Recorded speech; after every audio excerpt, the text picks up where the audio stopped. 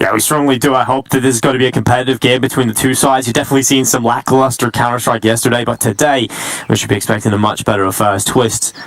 Looking to try and open things up with the banana fight. Spotted, tagged up, and now chased after by Keto. He has opened up the fragging count for big, man advantage in play, and Keto hasn't stopped. In fact, he goes forward to pick up that USP, and Zantares, who continues to frag out here for big, up towards top middle, and, well, Faze are falling apart in this pistol round. Ooh, another good shot from Keto. And they've got themselves onto that B bomb. So I feel like Keto has some very good performances in pistol rounds. Every now and then, he'll just come in with a huge multi-kill. And that's really impactful. If you can win those pistols for your team, puts you in a really good standing. And unless Olaf and Brokey can do something absolutely absurd, they're going to be off to a good start here. Oh, Keto looks for the headshot. Olaf Meister down, and now Brokey left inside a banana. Good headshot in from Keto. 4K into the pistol. We were talking a little bit about his performances on Inferno in the pistol rounds, holding that banana area, Alex, with his dual brothers back in the day. But doing it in this round was just the Glock, charging up, getting the USP, and finishing off the job. So big off to a fantastic start. Faze going for the investment, though. They'll pull out the Deagles, utility out across the board, and now they've got themselves looking quite solid. A super solid start to this one for Big. What Faze can do with these Deags throughout the tournament so far. We've seen plenty of these rounds come close. Oh my god, Keto is not stopping Dinko. He's got the AK out. He's already got a headshot on Banana. My god! Oh, Keto is doing the same thing again, Alex. This time just cutting through them with the AK. Headshots galore in towards the B side. And Faze, they have 3 players left, but they're all over on the other side of the map. Clean and clinical from Keto. And these are some of the performances you can get out of Keto, right? I know we're only 2 rounds deep, but he's got 6 kills. You can't really ignore that fact. And he does have sometimes these performances where Keto can top the board. He can take over a map or in a series. And I'm looking forward to seeing if that's coming through today. And that's something that maybe sometimes Big can miss as a team. You know, we always talk about their team play, their nades, their fundamentals, but sometimes I think you do just need a player to have that level of performance where they have a ridiculous individual game. Yeah, Keto's definitely been the player who probably delivers that most often for Big, actually. You know, some of the other players will obviously have good and consistent performances, but every now and then, I feel like you see a Keto game where he drops 30 plus and gives Big a win that they maybe otherwise wouldn't have got. Big Complexity felt the brunt of that a couple of times in the last season, so definitely good to see Keto getting off to a good start. Over for Faze. Yet again, Deagles, they were able to carry over. There's a little bit of a chance to maybe get some damage into this one.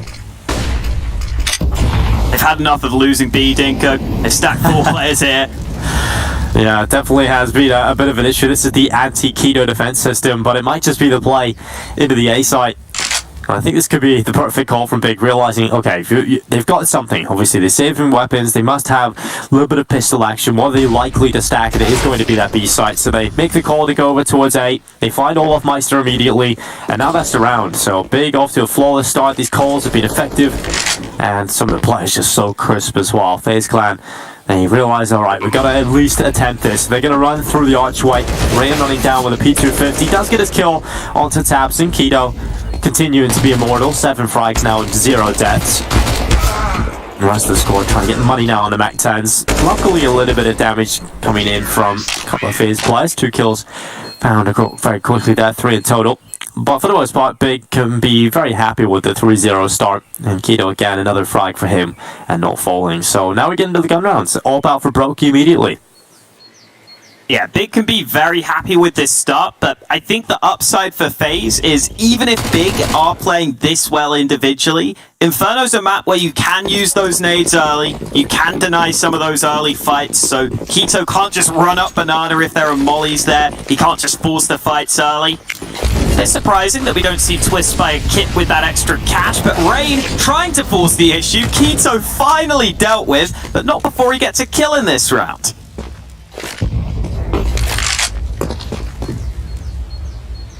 Big are going to start turning their attentions over towards A, and this is where that ult from Brokey is a big investment into the round. They've got to hope they can get something out of it. Got Got back into the site. Big looking to wrap long. Good utility coming. Flashes keeping Twist off the angle, but eventually he'll re-peek. And when he does, finds the head of Tabson. The Molotov kept the rest of the big players at bay so that he couldn't be traded out effectively, and Faze now have the man advantage. Oh, there's a gap in the smoke. Alex now boosting. They're not looking for it. Santaris turns around though, and Twist goes down. Pearson trying to find an angle onto the site. Olaf is staying snug in behind that box. Brokey alongside him with the AWP. And here comes Olaf. Lovely lineup for him. Gets his first 2 kills of the game. Gets Faze their first round win.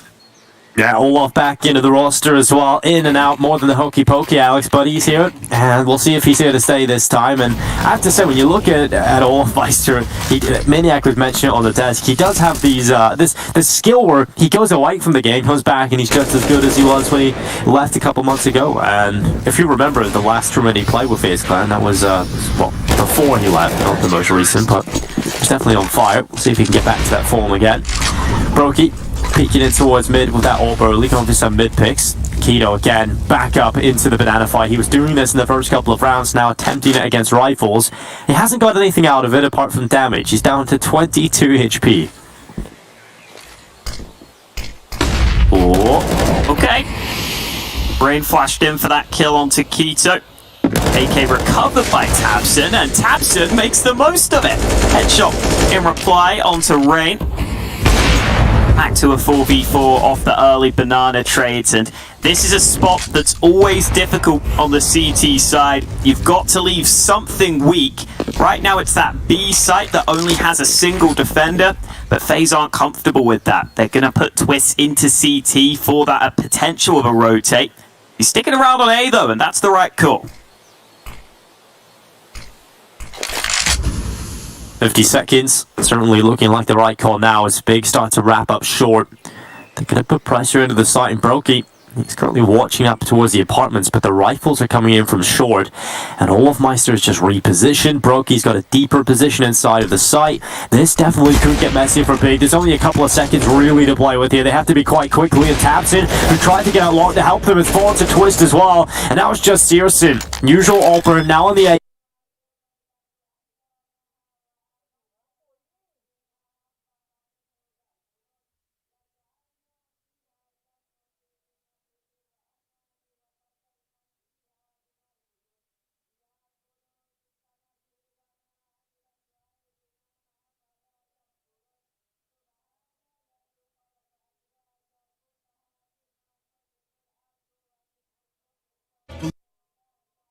To pretty good positions, even if they're unable to close the round on this occasion. And Inferno has had a somewhat strange relationship for Big. They were banning it for a while. They've started playing it a little bit recently, but they still haven't won it in the last few months. It seems like they are banning a bit of Ancient right now, and then sometimes Inferno if they feel like they're not going to be punished. But I think Big are going to have to show us that they can play one of these maps. Looks like right now they're seeing if they can play some Inferno, put that into their pool, and it started off strong for them, but it slowed down pretty quickly. And oh, Carrigan gets one straight through the smoke against the Pistols. Yeah, not a bad start at all for Faze, and they had landed as well. Może Olaf Meister gdzieś tam głęboko siedział, nie zrobił zbyt wiele, ale jednak ta przewaga była już spora. Mimo tej walki Searsona rundy nie udało się wygrać. No i teraz Big, które w końcu musi też zrezygnować z zakupów. Brakuje karabinów. Tutaj jakieś lepsze pistolety i to właściwie tyle po stronie atakującej. No ale to jest idealna okazja dla Carrigana. On akurat lubi takie sytuacje, zresztą kto nie lubi? No chyba każdy uwielbia coś takiego. Rywal gdzieś wpycha się bananem, ty masz 2 karabiny w tym miejscu, nawet 3, bo widzimy, że Brokey teraz podszedł ze swoją snajperką i przeciwnik, który zostaje spod tego banana wykurzony. Takie ekofragi to trochę jak takie drugie śniadanie, chociaż ja wiem, że wiele osób nie je tego pierwszego śniadania i powiedzmy, jak ktoś prowadzi taki poranny tryb życia, to pierwsze śniadanie zjada około 6, może 7, a później około 10-11 mówi, że ma drugie śniadania. Znajdą się takie osoby, że o 10-11 mają pierwsze śniadanie i ja w sumie jestem takim przykładem, szczególnie podczas tych ostatnich dni. gdzie właśnie komentujemy spotkania z Kubikiem. Gdzieś kończą się w pół do północy. Zanim człowiek zaśnie, to oczywiście trzeba się wyspać, trzeba się naładować po to, żeby już podczas kolejnego dnia mieć siłę, mieć energię na to, żeby komentować kolejne mecze. No ale u mnie ta energia będzie, ona się zawsze znajdzie. Zobaczymy tylko, czy będzie energia u graczy Faze i u zawodników Big, bo oczywiście teraz dopiero początek, ale Big, tak jak mówiłem, dzisiaj nie ma zbyt luźnego dnia. Swoją drogą zastanawia mnie, jak to Big rozegra, bo w harmonogramie tego turnieju Gamers Without Borders mamy mecz zwycięzców o godzinie 20, czyli jeżeli Big wygra ten mecz teraz, to grają o 20 jeszcze dzisiaj, ale oni o godzinie 16:45 muszą rozegrać spotkanie przeciwko LDLC w ramach SEA Premier, spotkanie w drabince przegranych. I oczywiście, może Big zdąży, tutaj 2-0, później 16:45 LDLC, szybkie 2-0 i o 20 będą gotowi. Także ciekaw jestem, jak to zostanie rozwiązane, gdyby jednak Big ten mecz wygrało, ale to byłyby problemy, 3 wyrównane mapy, później z LDLC też. I kto na kogo będzie czekał, jak to wszystko zostanie rozwiązane, ale na razie może o to tak się nie martwmy, bo na razie wszystko idzie sprawnie. Mecz rozpoczął się punktualnie, mamy 7. rundę i też tutaj trzeba zaznaczyć, że raczej zawodnicy bardzo często nie wykorzystywali swoich przerw taktycznych, ale właśnie Big myślę, że może do tego nieco inaczej podejść. Myślę, że właśnie będzie Big ekipą, która wcale nie będzie się jakoś bawiła. Oni mają często taki wolniejszy styl, jeśli chodzi o atak. No i to też działa, przynajmniej w tej rundzie, bo to już jest przewaga 4-2, chociaż tutaj Broki miał szansę, ale te strzały niecelne. Tapsen bardzo ładnie wyleciał tam w kierunku respa CT i to jest już koniec tej rundy. 4-3. No była ta seria zwycięstw od Faze, ale Big wróciło do karabinów.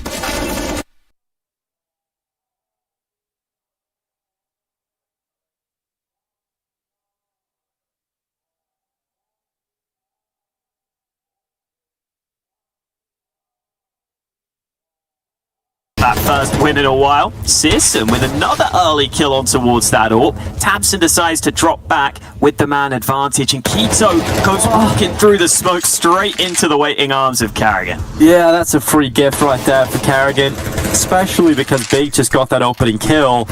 Keto walking through the smoke alone. He's going to try and get away with that a little too often, right? He's really forcing the issue on that one. Luckily, Carrigan hangs around a little too long. Get traded out, but Brokey in behind sandbags again. Flash ineffective, single peek around the half wall. Space is kind of off, so they're giving chances here to Brokey. Finally, they double swing. Brokey unable to go down, but finally will. Tamsin landing the bullet through the cranium, and Twist has got over here in towards the B site. Nice snappy little headshot coming out from him, and he drops in behind the smoke. Bomb being planted. Twist can't get clear vision towards the bomb. That wall was defending Zantares, so he gets it down. No kit currently in possession for FaZe Clan, which means they have to up the tempo if they want to go for this retake. And right now, Twist was trying to fall back, but Searson's been able to land a shot.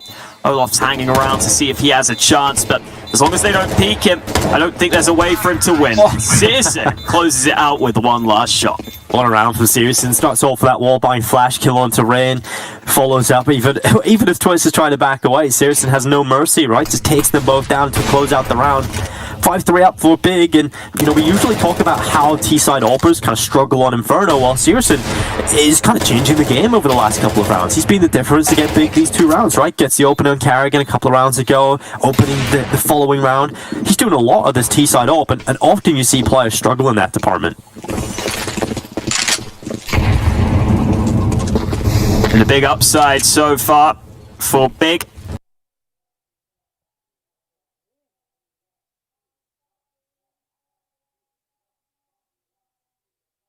And Olof is able to get 1 kill, but in comes Tizian to finish the job for Big. 6-3 lead, good stuff from them so far on their T side. I don't think you can complain too much right now if you're a Big Clan fan. No, you can. Really good start to the T side. Beautiful first couple rounds out of Keto.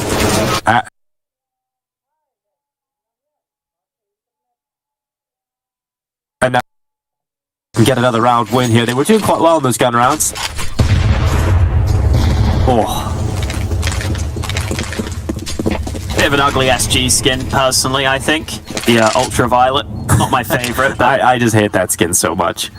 yeah, Looks bad on knives, looks bad on SGs, looks bad on everything. Absence trying to rock it. Only going into top banana. Rain's playing up close. Might need some support here. The flash was there, but Keto wins the fight anyway. And that is the problem you can have on banana sometimes. Even if you have a decent flash lineup, if those Ts aren't properly peeking, if they dodge it, you're just going to give away the fact that you're peeking, and it gives Big a nice early kill. Tab's not ready with a flash. That's going to go up into top middle. Big have players in numbers through the top mid avenue. Meister getting mollied out of pit twist. Trying to play on the top of the balcony. He actually gets 2 out of the M4A1S. Both headshots as well. Very quick to get both of those. Now Brokey swings out. He had an opportunity to find 2, but with that player going down, it definitely throws a little bit of a spanner into the works now for Big. But luckily they find Carrigan, and they'll close things out. 7-3. I have to say, Big in these gun rounds, even if Faze getting a couple of kills here and there, Big are always just a step ahead, right? They're always right back in it. They always have a protocol to get them back into the rounds, and it's been fantastic to see so far. It's all worked out really nicely so far for Big. I think at the start of the round there, it's just an example of how hard it can be to have one CT playing passively to try and flash the other player into banana. That might work in matchmaking, but at the pro level, unless there's a really good timing on the flash, it's actually really hard to pull that off. You see that Keto is very much watching for that position as soon as he hears the flash come in. Faze having to go for a half buy in this one. I like that they bought 4 smokes into this round. If Big went slow, then you could use those smokes in the late round. But instead, Twist has been caught early on top mid, and that leaves a good bit of the map open. I love these contact openings that Big are getting. They have a lot of these contact pushes where they walk up top middle or up banana, and they're getting a lot of kills on unsuspecting Faze players.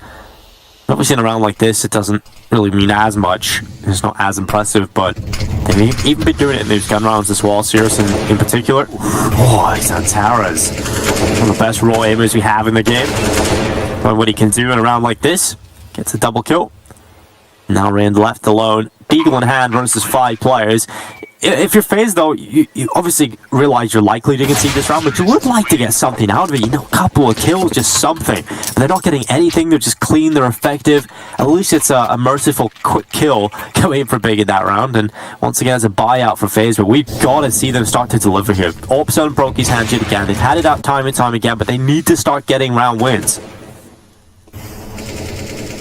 Could be time for a 3B setup. I don't think we've seen Faze go for that too often, and it's always nice to try and gain some map control early with those 3 players towards B.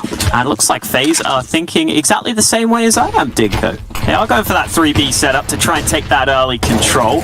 Rain going for the aggression. We saw this previously, but this time Keto is able to win the fight against him and get out alive. 16-04 on Keto, by the way. What a start to the day he's having. He's just tearing up these Faze players in banana time and time again, just getting shredded. And when you win that banana fight so often at the beginning of a round on the T side, it makes the rest of the round just a little bit easier. And Brokey luckily peeking out long, finds Antares, but goes back to short, realizing he has opportunities in front of him. Brokey, good round from him so far, now sets up his teammates. Meister in the corner, gets the final 2 kills, and it starts so well for Big. They get the opening of banana, but it's Brokey that makes a difference in the end. It does feel like Brokey has been the one more consistent shining light for this Faze roster, which you might not expect, honestly, but he's really developed into a player who consistently puts up the numbers, consistently has impact with that AWP, and the attention is so focused towards him that Olof is set up for 2 easy kills at the end of the round. We got 2 SGs out now for Big, so apparently if one SG fails you, try again with 2, see how that treats you. any problem can be solved with more Kree. Alright, that's always a solution. And Searson on beyond the smoke, and he has been a little bit sneaky so far. Again, that banana fight is won by Keto. Gets straight up quickly by Brokey on the wall, buying through the half wall. And Searson, he realizes now, maybe I can't just sit back and wait for the kill. FaZe Clan are going to have to hold, and Searson's going to walk up long, clearing out the archway. And because of that, gets spotted by Twist, who this time's on the A4. Still clean on those headshots, and Olofmeister. Oh, how does he not get a kill there? So close to taking down Zantaras, but Thompson and Zantaras double up to take down the A defense, and every single player from FaZe over at this side of the map falls. Bomb planted, and the round just becomes extremely difficult now for this retake. Probably not worth attempting this, realistically. Yeah. Rain's sticking around. If he put his molly in the right spot, he could actually flush out two players, but obviously no way of knowing that, and no way of really putting that molly into position quickly enough. So FaZe save. They continue to find success here on Inferno. It just shows how... dead to the bomb. Oh, it might get away. Nope. It was a little too close. Yeah, the blast radius is, when you plant default like that, it's quite far, actually.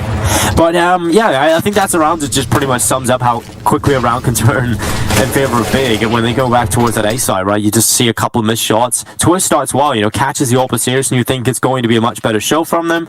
And then suddenly Olofmeister doesn't get a single kill. Twist goes down quickly. And Big immediately have enough time to get the bomb planted, and FaZe don't have the resources to go in for the retake. So it's definitely unfortunate. FaZe have been winning a couple of fights, but not enough, really. And it's a pretty scrappy buy coming for them in this one, so Brokey feels a little bit more pressure to try and go and open things up with that AWP. It is the big green gun, it's the expensive weapon. Unfortunately, Brokey not getting any opportunities in mid, but luckily this time, FaZe Clan have Banana. Has been a problem position for them so far, so getting that control leaves them with more options, and one of those options is to rotate a fourth man over to A. Unfortunately, they've just lost Rain on B, so now that rotate that was going to come into A can't happen. Carrigan's got to go back to B to make sure they don't lose this bomb site. That'll leave FaZe a little weaker across the map. Nades into A, they take that top mid control.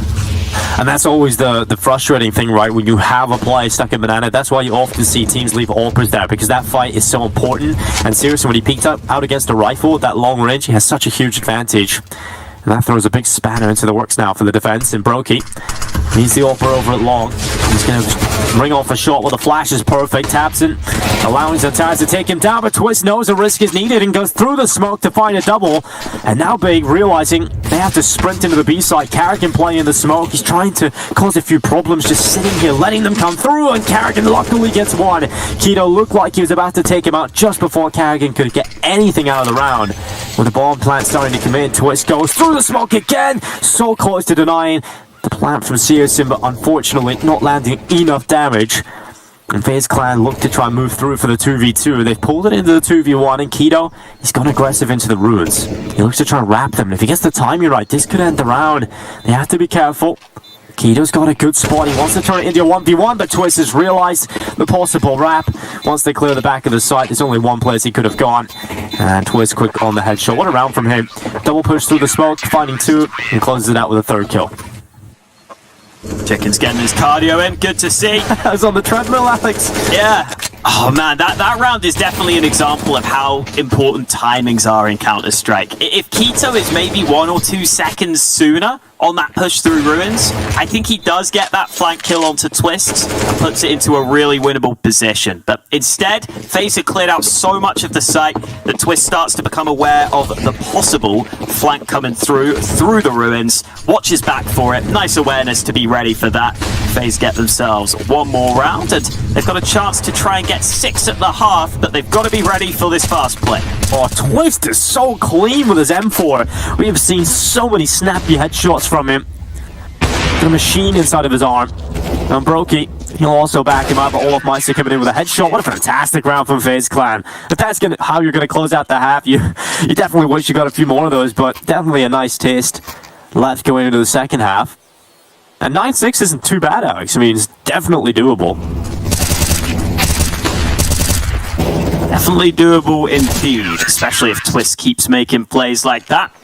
The M41S, it feels like has seen that little bit of resurgence lately, honestly. I don't know if I'm just seeing it as more from the team specifically in this tournament, but been some pretty cool moments. I know Tabson likes to use it too. Here comes k1to, but this time the pistol round won't be quite as successful for him. Yeah, just one gets shredded out very quickly by Twist, and Tabson now goes aggressive. He's got one, a second kill, and Tizian's flank is working out perfectly. Faze kind of been sandwiched, and they're destroyed. 10 rounds are big, as they're up to double figures already, and these pistol rounds, they start off pretty balanced, right? You get the one kill in, coming in from Big, traded out quickly from Twist, but it's just conceding that mid control so quickly. Big coming up in behind, and once Tabson does well to be able to get away with just getting more than one, Tizian actually gets in with that flank distractions, all that. Everything works out for Big perfectly. Faze Clan once again off to a bad start into a half. They didn't win the pistol in the last. They didn't win these Deagle rounds either. I feel like they've kind of got to win one of these now. Oh boy, Rain taking a bunch of early damage. The scout shot combined with the molly, and oh dear, the nades are coming in. He's able to dodge away from them. k1to's spamming the smoke with the USP, really trying to do something special, but won't be landing enough shots. Yeah, obviously, when you fire with the USP, no traces really to be able to spot him out, so chance for damage, low risk for really getting dropped through it.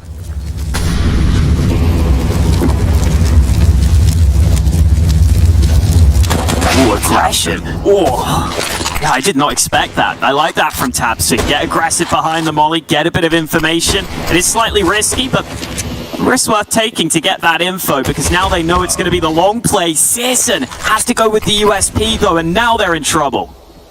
Zantara's in pit. Here's the bomb plant starting to come in. Wasn't too far off, landing those bullets through the smoke. But with Faze Clan, a man to the good in the bomb plant, you certainly start to favor the chances. That was the chance for Rain to get the kill to the pit player though, and now they run in. k1to's killing everybody, even his own teammates are getting some. And now Olofmeister and Brokey, all they've got to do is hold on, and that's easier said than done. The bomb's not planted. Out for Olofmeister, the headshot's in. Brokey nowhere near the site. And it all comes down, I think, that just that missed kill, right, from Rain. If he's able to get that into his pit, he can take that position. Luckily, k1to dives in with a distraction. He's able to get two out of it. Definitely a few moments there where you think Faze Clan were about to take the round, but fantastic stuff out of k1to, taking the best situation he could out of the distraction. Truly are seeing k1to Unchained here today. 21 for 9. Wow. Doing everything he can for Big, and he's been a big part of why they are up so heavily right now. 11-6 lead. Big's out on the other side. I mean, Tizian's just lying back, relaxing right now, you know? It's like he's got his teammate just pop it off. 21 kills. Tizian hasn't really had to do much, but this one is where he might just be able to get some action going. Olofmeister quick in the Deagle to get one although. And Searson quick to trade out from the right side of short. Searson needs to be careful though. Carrigan's going up with the Deagle, not landing the shots though, unfortunately has to back away with nothing. They're going to run back into Banana, and currently waiting for them is Tabson. He's jumping just to get that information. Good Molotov, but the timing's kind of missed. She has to take the fight against Carrigan, and Twist just runs over the top of the fire. Good kill in from the Deagle. And a 3 versus 2. Searson starting his flank. He's currently smoked off, so will actually likely play with the information of k1to. That's been smoked off again, but k1to doesn't really respect smokes. He doesn't know what they're there for. He just walks right through every single smoke. This time, only getting the one kill, but the nade is perfect from Zantara's right on top of Brokey. That is beautiful. Just a pure confidence play, honestly, from k1to. If you aren't confident and you push that smoke and lose the fight, you give away the M4, you give away a really good chance for Faze to get back into the round. But k1to's been playing so well that you can't blame him. Trades at top mid were good to begin with. See there, Tizian may not have the most kills on the board, but he sets his team up for an easy 4v3 advantage. And then even though Tabson got caught out in the end, it still works out for Big. Run boost failed, so Searson won't get the chance for the fast peek down mid. Probably would have been an action-packed start to the round if he went for it, because Faze have a couple of players of their own in position, including that AWP of Brokey. And really, this is Faze's last chance to try and get back into this game. I think if they lose this, the comeback is too hard of a task to ask for. Twist again, another clean headshot coming in from him. Searson peeking out towards top middle. Rain has been found. Luckily, Rocky was just waiting for that re-peek into short, and Tizian provides the trading kill back into the 3v3 again. And Twist, he's tasked with doing a lot. He's actually been performing very well so far in Inferno. He's up to 20 kills. Over on the CT side, had so many multi-frags coming in, just clean headshots across the board, and he's kept his team in it in this one. 50 seconds as they look to try and go into the B site. They'll re-smoke off CT to buy themselves even more time to secure the plant, potentially try and get that down for the post plant. Brokey is just making sure that everything is clear before he really feels confident about putting that bomb down. And another smoke in just buys him extra time. Not exactly planted for the late round at Banana. Maybe Brokey they're setting up for the post plant.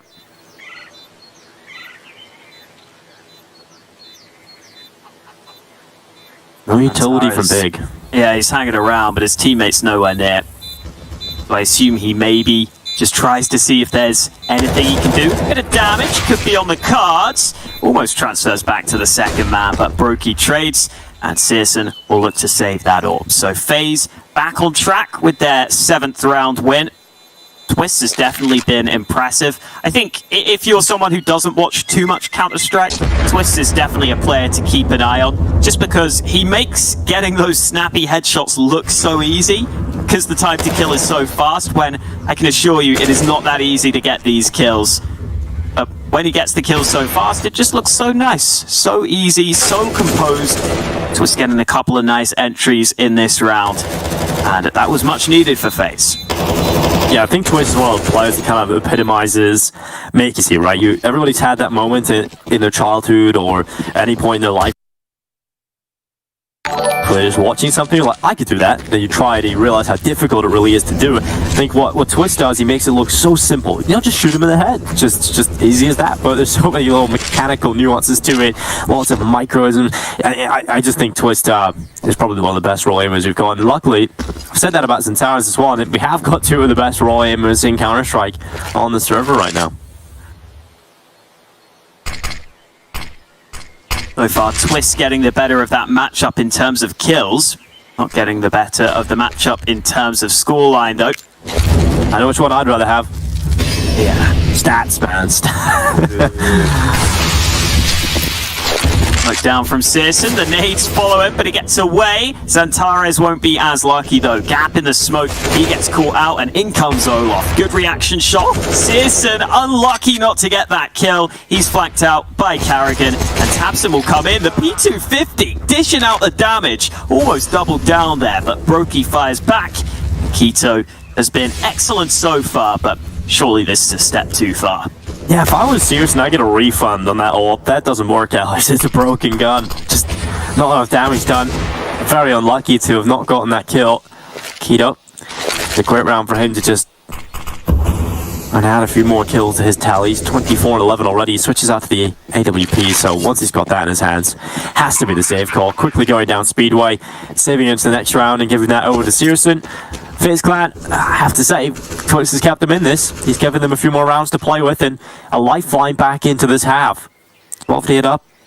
Still very favourable for Big right now, but at least Faze have a chance, something they didn't have a long time ago. I think those opening kills here on T side are going to be an important piece of the puzzle for Faze. I was looking at some of the stats on their T side for some of their more aggressive players, and they have had some struggles getting those early kills. Carrigan and Rain are the 2 players you expect to go in first most, and they do, but Carrigan's only winning 28% of his T side opening fights in the last 3 months.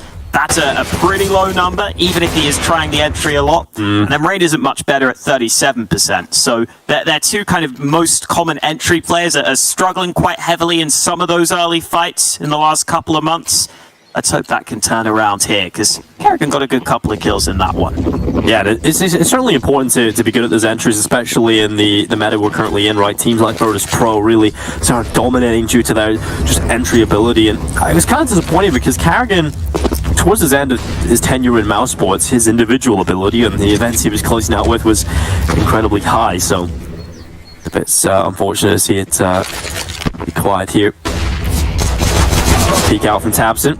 Twist catching him.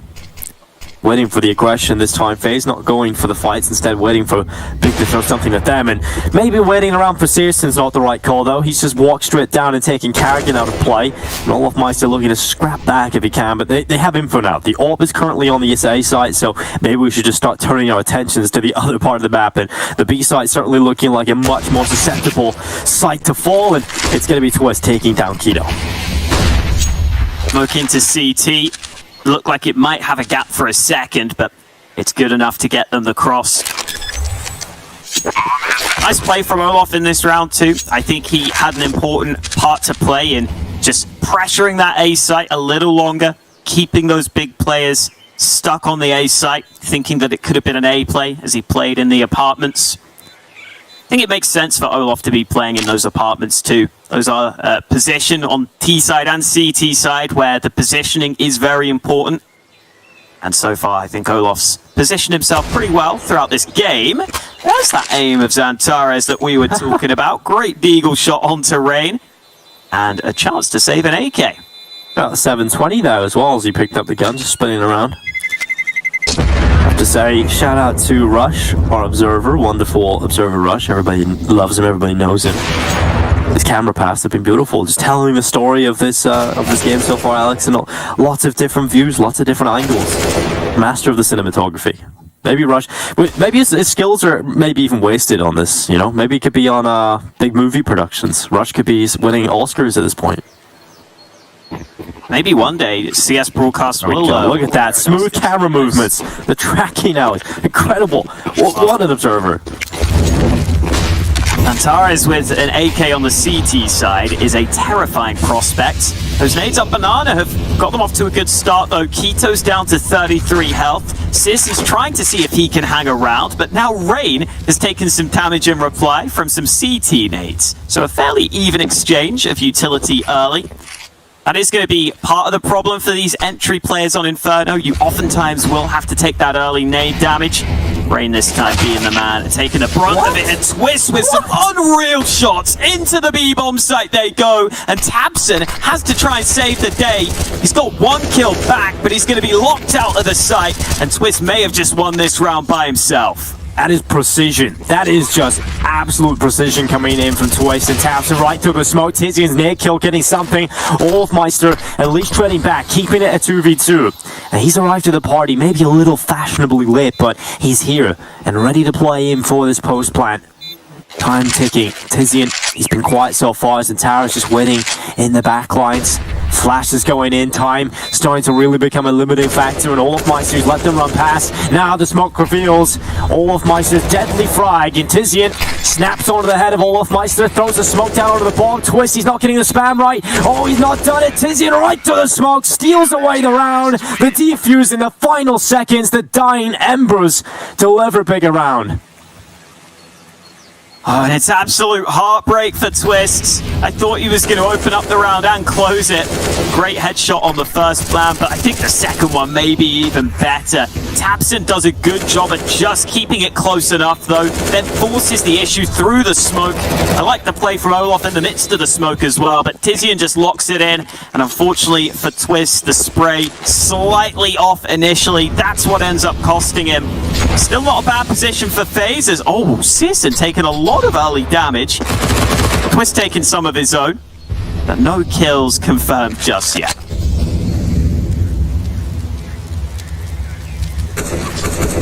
Yeah, well, this is a much needed breather round at the start of this one. Back up on top of the smoke. Tabson looking to peer over the smoke, and it's actually a shallow smoke. Get a little too deep there. Tabson's going to find Rain on the edge of it. That'll deliver big their opening. For Faze, that's an awful start. Rain has lost a lot of these openings. If you remember back in the first half as well, and towards Banana was often the victim. And here as well in the top mid walkout, just getting caught from the boost. Oh, Tabson so close to the smoke. Greneko soaring, able to catch them. It's close and it finds Brokey. Luckily, Carrigan runs right through the smoke and gets the trade kill. The battle of the in-game leaders, at least Carrigan wins out the infight, but Tabson gets something before falling. Olofmeister luckily getting a headshot onto Tizian. bigger damage. They're low on health across multiple players, but Zantares, he has the pit, and because of that, the positional advantage delivers 2 kills. All of Meister and Twist both fall in tandem, and now it is Carrigan. He's been quiet, but now he starts to ignite. He's found 2, and now really needs to get the Inferno blazing. He looks in the pit, but Zantares, again, just using that position while using the cover to peek on out and give himself these favorable fights. Carrigan goes down. A brilliant round from Zantares. That might genuinely be one of the best plays I've seen with the FAMAS. Not because it's a crazy play, but because it's the bloody FAMAS. My FAMAS Really doesn't hit do the FAMAS, that. Alex, don't you? If you really hit that gun.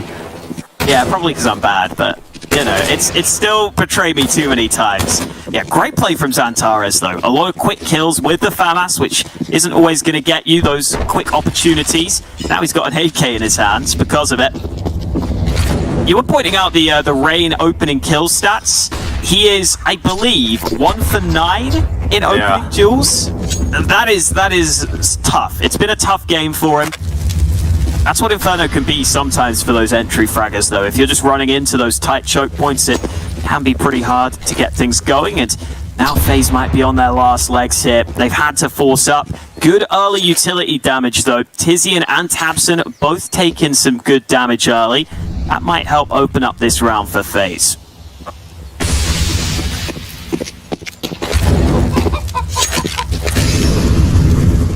Molotov thrown in towards short. Smoke landing in towards the A site. It's going to be an early rotation from Big. Once they hear the utility, they're going to send players over towards A. 4 players standing over here now for the CT side.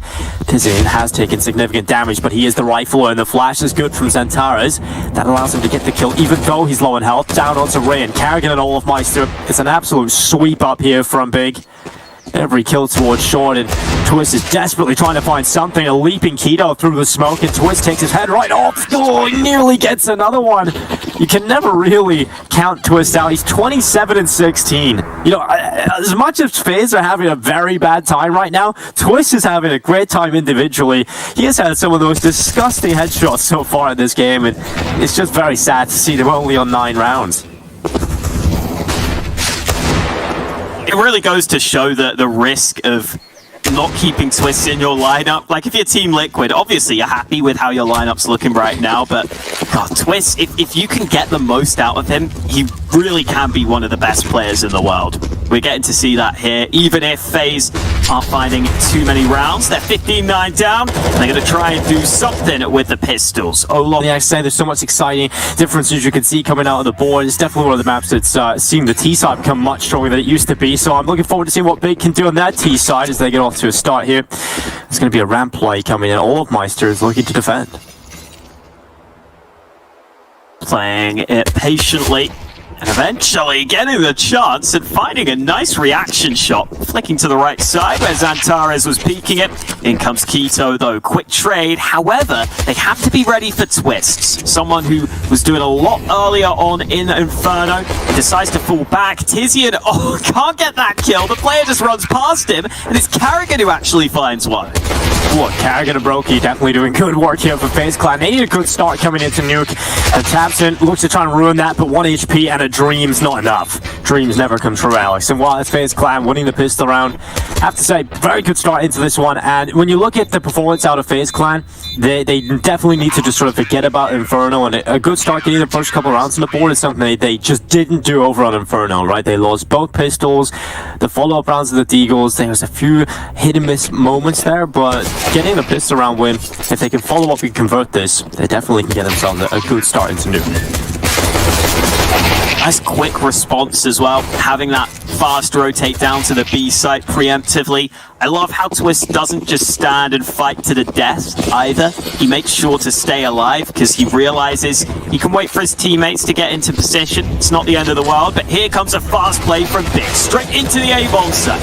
Yeah, quick play, Susan opening things up. Keto, Zantares, and Tabson getting shots between them, and this is not how the script should have gone for FaZe Clan. It's completely crumbled on the defense, and Twist tries his best, but everybody was already dead. And that's what can happen when you go for some of those quick good plays, Alex. Straight out in towards the site, through the HUD. It's so hard to stop when you've got Tech9's Deagles running you down, and Big just land every important shot, and at that point, you've just got Twist left alone. What can you really do there? That's a nightmare for FaZe. just shows how you have to be on your toes at all times, on Nuke especially, because you know there's a decent chance in that second round a team is just going to hit you with the fast A play, and I think you have to be ready for that. You have to be thinking ahead as to how you're going to deal with that. Are you going to molly and nade and try and just fight, or are you going to sit back and maybe play retake? Because that's absolutely an option too. If you've got loads of nades, you can concede the bomb plant there, maybe play back from heaven, but FaZe wanted to try and fight for the site. Didn't work out for them. Big win every single duel initially, and now they've got themselves a chance to put FaZe back down in the dumps early, but Twist might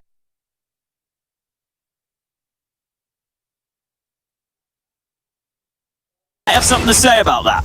Yeah, I was just about to say, Twist down with the Deagle, but it's Carrigan that is getting most out of the Deagle. 2 kills came in for him, and now a 3v2. They go up the vent, and all the rotations have come down to the B side from FaZe, so that A side's completely open right now. What a call from Big.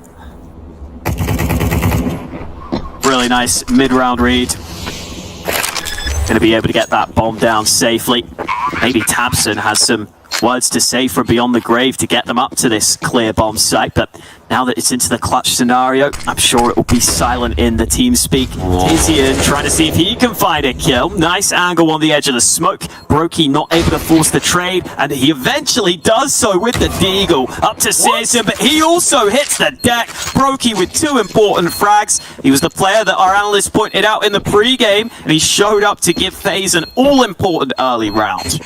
What is this game? So back and forth, the pistol round win for FaZe, they lose the follow-up, and now they're right back on the board again. It comes down to that play from Big. They go down secret, they walk into the B site, Twist gets 1, but it's Carrigan that delivers the impact kills on the Deagle. Forces Big to go up, and they make the right call, but it's just Brokey getting those picks in towards main. That's what you need to do, really. At the end of the day, like every player interview that anybody's ever give, just hit your shots, play your game, and FaZe can win the round because of it. Just hit your shots, Forehead. It's easy. FaZe are a great team, they just need to work on communication. That's what Twitch chat would be like as a coach, though, surely. Just hit your shots, guys. It's like if we could turn Twitch chat into a human being, like somehow just pull every aspect of Twitch chat and put it into a human being. Oh my god, I've thought of the best idea ever for a show match, Dinko. You get 2 separate Twitch chats, and they have to choose the strategy for the team in every round. They get to vote. Oh my god. No, that would be awful. That would be amazing. Rush B, everybody. maybe we should try that. Maybe we should get that going somewhere. Although in this round, it has certainly got going. Olaf Meister, Rain. Now the 2 remaining players of FaZe Clan. Rain had a very quiet performance over on Inferno. We'd love to get a good start into this one. Try and open things up, be a little bit more confident, get flowing. And on Nuke, and he has a chance. But the issue is Tizian down at secret. He's taking that kill easily. Now it's just Antares over in, finds his head as well. 3 kills, 3-1. FaZe Clan in the lead. And definitely would have liked to have been at this point. Up 3 rounds, but maybe 3 in a row. They didn't expect to lose the second round after the pistol win. But if you're going to do that, answering back quickly with your Deagles as well can be the correct call. And now they've got another round where they don't have anything left. They've just got Glock. So this should be 4-1 for FaZe Clan. No problem on the CT side. There we go. Hopefully, for FaZe Clan's sake, they can get some confidence from this, because it is literally 4 blocks and a P250, and this time they are ready for the A play. Easy lineup for Rain. He mops up 3 kills early. Brokey there to help out. Good stuff from FaZe, and that's what I'm really hoping to see here from FaZe. I want to see those individuals that maybe had a quieter time show up, because players like Rain, we know, can be really good individual players. They can be stars. Maybe we didn't see that on Inferno, but I want the people at home to see it here on Nuke, and I think we're starting to see some glimpses of that now.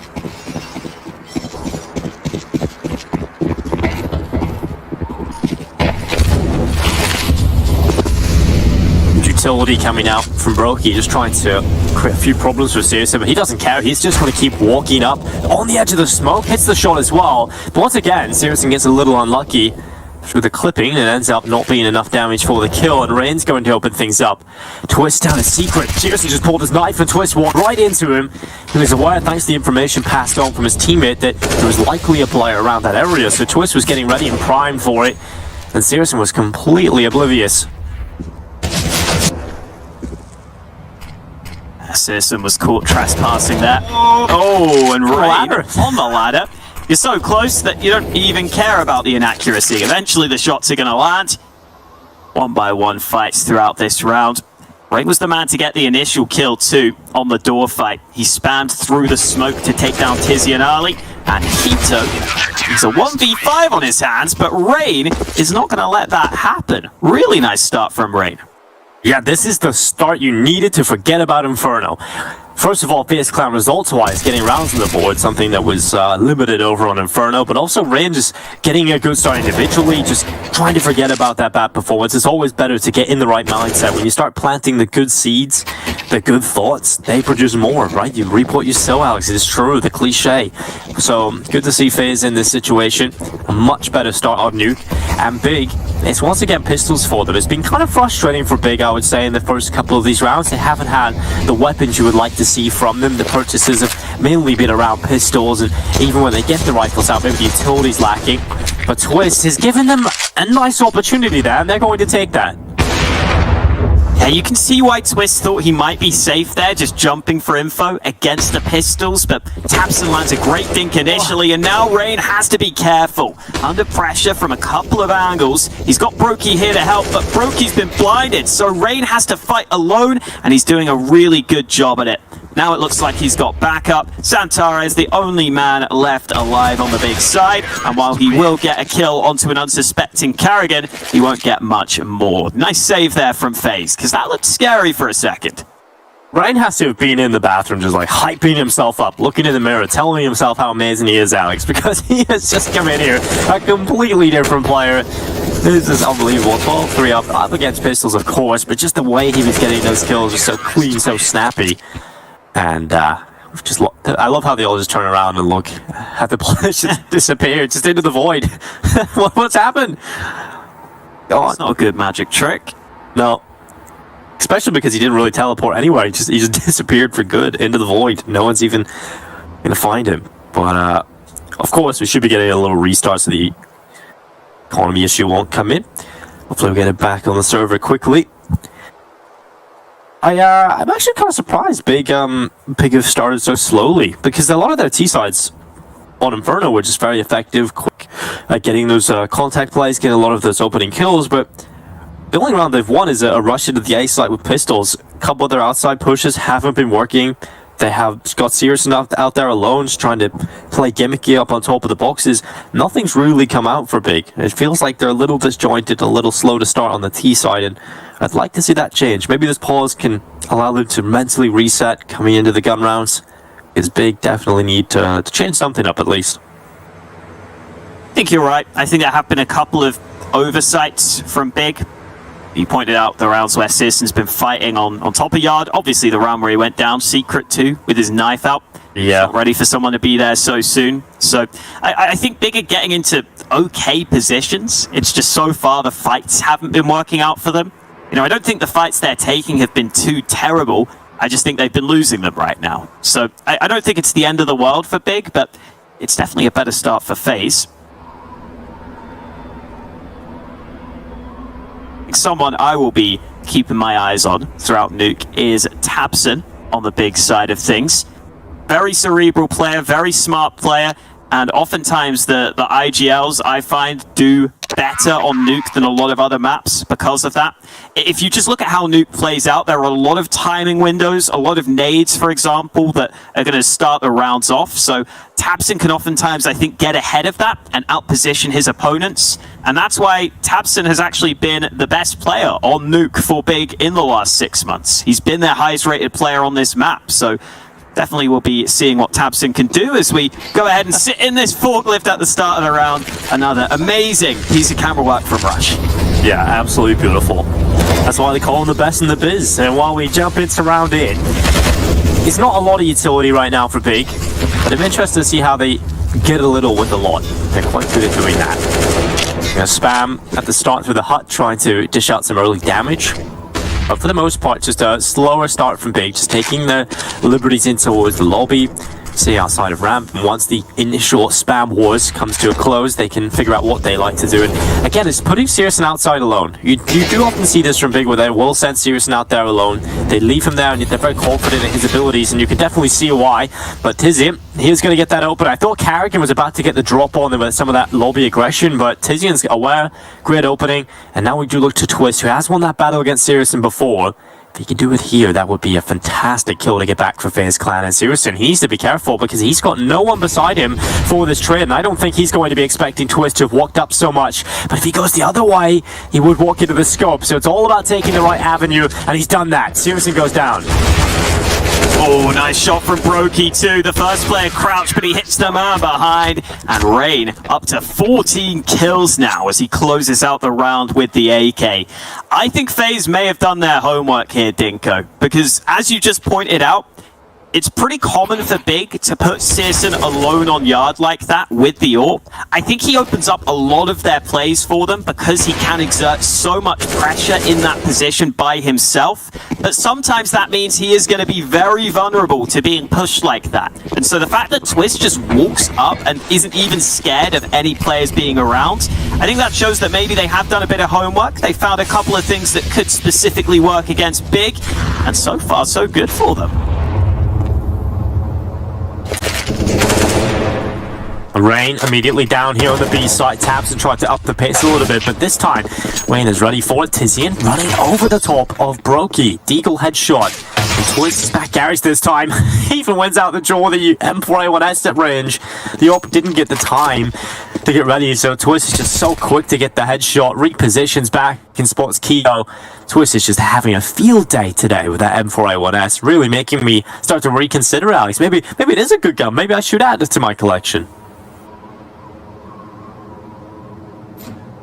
Got the Python on the skin. He has been a slippery player so far on the server. This time, though, Xantares takes him out with the D. Maybe that's what Big need to take out Twist. The aim that we were talking about from Xantares. Unfortunately, it won't lead to much else. Raiders just consistently been racking up frags. I know not many of them have been fancy, but another one there, up to 15 kills. He's been locking down that A-bomb site. And for Big, I wonder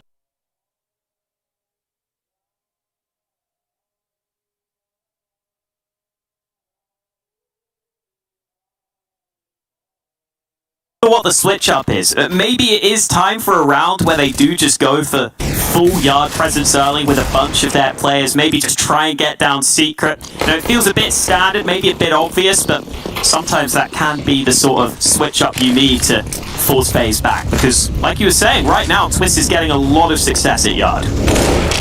Oh, Xantares, that's a huge opening. Carrigan goes down through the hut spam, and Big have been attempting that at the beginning of most rounds. Luckily, Twist is choosing his positions wisely. You never really see him in the same spot twice, rounds back to back. And now Brokey realizes with his teammates going down, maybe a little bit of a risk play through the ramp push has to come in. And Rain, unfortunately from the rafters, unable to dish out anything. This is a much better round from Big. It's quick, it's hot and heavy, and they get all of those openings. That's a difference maker, because a lot of the start of the rounds for Big have involved no opening kills for them, right? It's been, and even if they do, it's get traded out very quickly by FaZe, but that's a much better round from Big. It obviously does come down to a little bit of luck as well in terms of Xantares getting that opening through the hot wall, but they capitalize on it, they get that opening, and they quickly crunch on the side. He did a bit better at trading out Twist this time too, because he picked an annoying angle over towards yard where he could just spot those players dropping onto main. It's a nice position to play to catch one player out, but Big were really quick at communicating that, really quick at trading him out, which was important to keep on top of the round. Here comes Carrigan, flashed into yard. Tabson was blind on the other side, but Carrigan just decides to play up close and personal.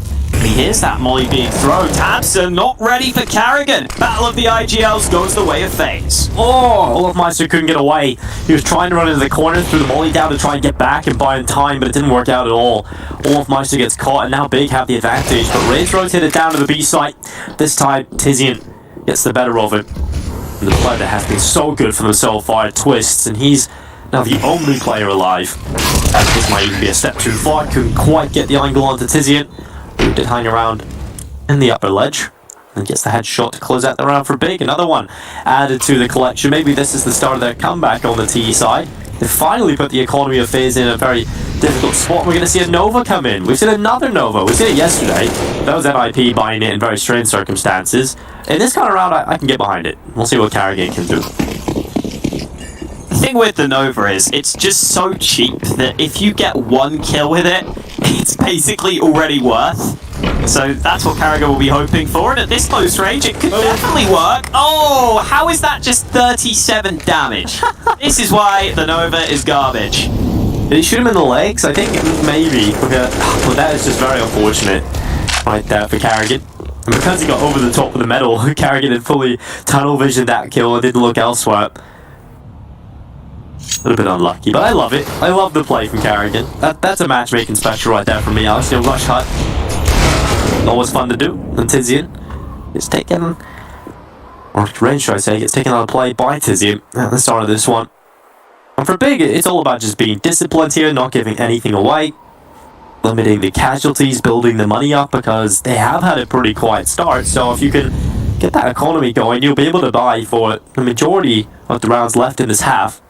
Who knows what sort of scoreline Big can pull back here. They have already lost the half by a minimum of 1. If they can pull this half all the way back to 8-7, they'd be extremely happy with that. Olaf doing a bit of damage, but yeah, Tizian with a nice quad kill.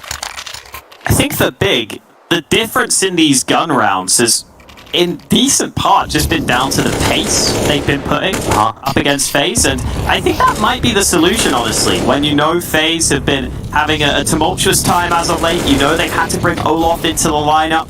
Quicker plays could maybe stress out those rotations, could maybe stress out some of those trades.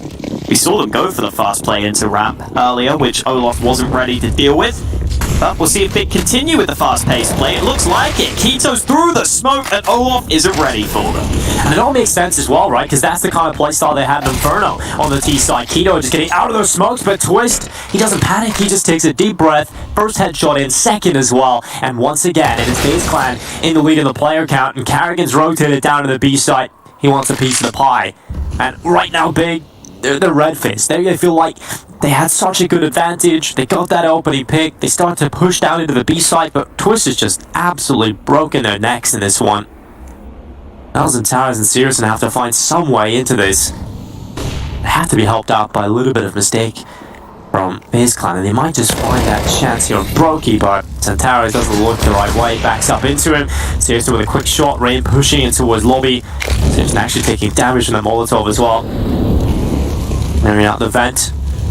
Here's the stab into his man, and that's Brokey, but he didn't commit to the angle because of that Brokey in with a headshot. 9-4. Brilliant round from Twist again.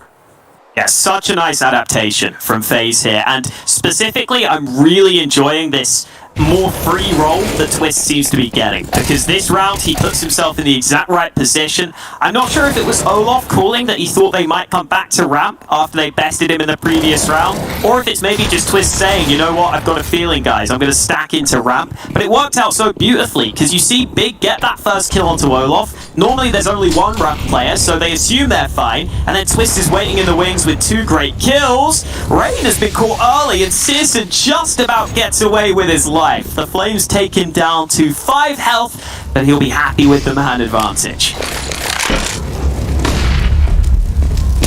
Twist getting flashed out through the smokes by his teammate. Let's do a little sprinkle of damage onto Kito. No kill, no cigar yet. For Big, it is a slower one for them. They've only got 2 smokes left for the final moments of this round. Have to place them wisely. When you're committed towards outside, you do need some smokes to get you across there, so we need to use them effectively. We'll see what Tizian is placing his, with the deeper smoke execute in towards the yard. Once again, Twist is a little bit of a nuisance in towards the blue box, and they're actually going to try and walk on the edge of this smoke. They had one in towards Hell, and Brokey ready for the peek out the tap, so walks into his cross, and they've actually got over towards Garage, but again, it's Twist, they're not ready for him. He just waits for his moment to strike, and he strikes quickly. 2 kills onto his M4A1S once again. Now for Big, they leave a big gap there on the edge of that smoke. I thought they were going to maybe consider going for the double smoke wall, but Alex, they leave a gap and that does cost them. Oh, I call Twist the Magician for a reason, Dinko. He just appears when you least expect him. At least that's how it feels for Big right now. Never able to clear him out. I don't mind those smokes, but I'm slightly surprised. I don't think we saw a flash thrown, which I feel like you've got to go for. If you're going for those smokes, you need to be aware that there could be an AWP in heaven. Otherwise, he gets that first kill, and then Twist can just play with the pressure of knowing that that AWP was in above. They have to be aware of both of those positions, and it all falls apart for them. Twist this time aggressive towards red, but the flashes are blind both players. Luckily, Keto gets unblinded quicker. Twist was looking at the wall. Keto gets straight out through the smoke. Somehow Brokey just takes him straight down and pills him without even spotting his opponent. And Carrigan, nearly got caught in the timing there, but luckily gets away with one. Could have been a worse scenario for Carrigan. He could have went down with nothing. But the bombers got down into B. So Towers might just be able to find Rain here as well. That's an important kill. And that has given Big the advantage. And actually, they call for the bomb to come up from the vent back into the A site. Lovely play from Big, and that's what can happen when you stress out those rotations early. They over-rotate down to B. Xantares cuts off that player who was out in the open. Now Searson goes up the ladder, so Brokey has to be aware of a couple of positions here. It's the last round, so they've got to go for it, but you can see Brokey's not very comfortable right now. Seriously, just down off the ladder now. Brokey underneath him. There's no idea. Brokey, I love the patience there. Seriously, a wild attempt, but hasn't worked out. Forming out Olofmeister drops down from heaven. They know his position, but he's already down to silent drop. They weren't ready for it. Molotov in towards HUD as well. Olofmeister's going to stick the bomb. He comes off it, looks for the kill, but it's Tizian who gets the headshot. A 10-5 half coming in for Faze, and I have to say, it was a fantastic recovery in a couple of rounds there for Big, but they would have liked a few more out of the T side of New Kit. It just has to be all about Twist when the conversation gets started about that first half. The amount of impact he was able to deliver. Obviously, Brokey was there supplementing it, but Twist was all over the place. His heat map must just be covered in dots. Yeah, he was getting a lot done for his team. And in that last round, it was the kill from Xantares that just opened it all up for Big. Once you get that kill onto A, they can bring the bomb back up. Nice read from them. Nice nade from Tabson, who's going to be playing this main position, and I think he's really good in this spot. Not good enough to deal with Twist, though. The P250 comes through with 2, back to a 3-on-3. Xantares not the prettiest scenario. Luckily, Searson's here. His big brother's come to help him out. The bully. Down goes Olofmeister. Ball gets planted here for Faze, at least confirming a force buy, if nothing else, into the next round. Carrigan and Twist certainly gets to win this round, and Carrigan holds in towards Huts, and Towers was the player to peek into him. No kill for either player. Twist closes the door, looks back. Twist so clean. He looks back up to heaven as well. That is disgusting. How can one player have so much mechanical skill?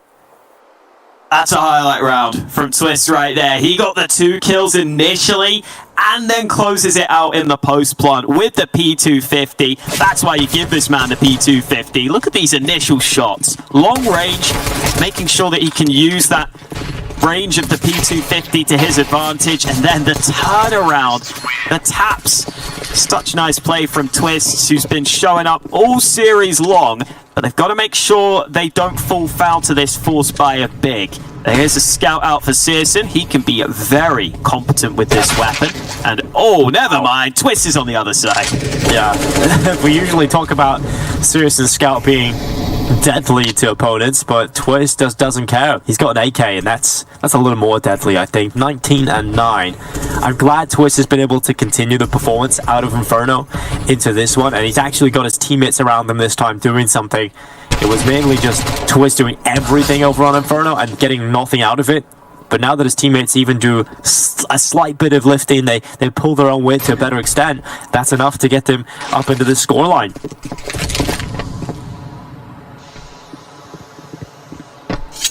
Tizian on the rotate. Should have been spotted there. Carrigan holding the vents the whole time. Nice flash. Could get in the kill. Carrigan was blind as he peeked, but with 3 health, that nade is dead on from Brokey. 12-5 lead for 12-5 lead for Faze. Wow, that was a tongue twister. Yeah, we need to add that to the warm-up, Alex. The vocal warm-ups fired in. Clearly I needed to do my vocal warm-ups better because I struggle with it. Well, next time, once you do it before we go on the broadcast, Alex, you'll be fine. You got it next time, no problem.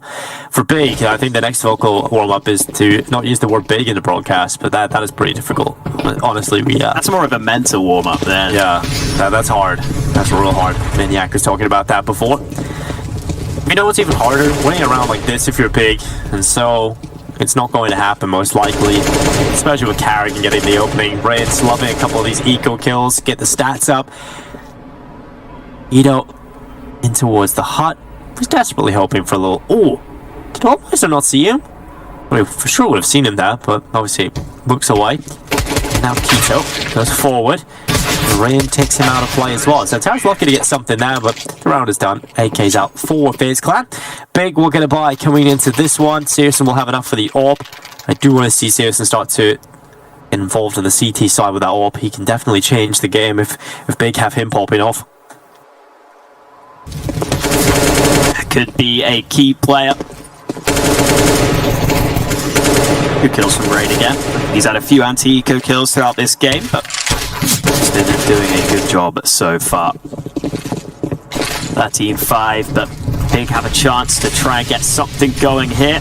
Tabson was thinking about going aggressive. The flashes have denied him though, and Twist, closing the distance, takes a bit of early damage. Only down to 69 health. Oh, big gap in those smokes, and Searson's able to land a shot because of it.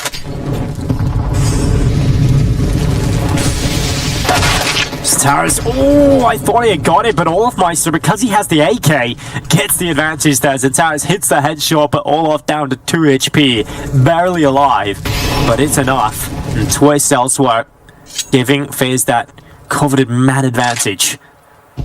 There's actually quite a bit of time to play with here as well. If you're big, you start to wonder what options are available to you. You don't have a whole lot of map control. You can't make these quick rotations. This round is looking so good for Faze.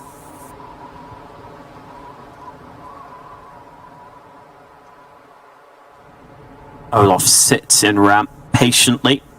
Technically could be wallbanged, I believe, but obviously no way Searson's going to know that.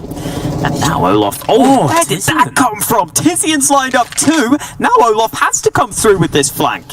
That is exactly what they needed. They needed a hero play like that, and Olafmeister from heaven spots the back of Searson, headshot in, but Tizian luckily in towards main, so has cover.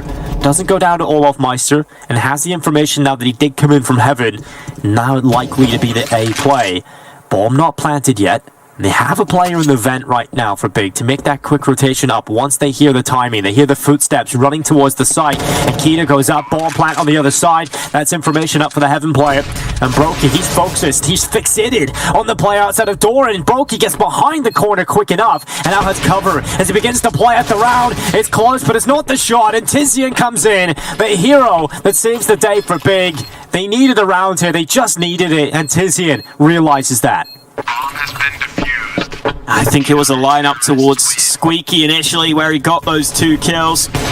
This was the initial shot from Searson. I didn't see if that smoke was disrupted maybe, which was why there was a big gap, but either way he was able to get that initial shot to go his way. Twist was then lurking, but this is the moment. Tizian peeks door and gets a lovely lineup to bring his team back into the round, and he even keeps his cool in the one-on-one.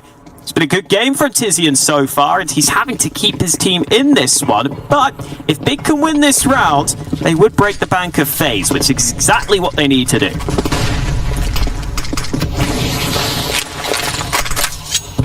Smoke execute coming out. They just smoked the same spot twice. They have. Faze. Oh, okay. No, it looked like it on the minimap, but I believe it's a little deeper that time. Well, man advantage in for Faze Clan. Good opening again, this time from Brokey.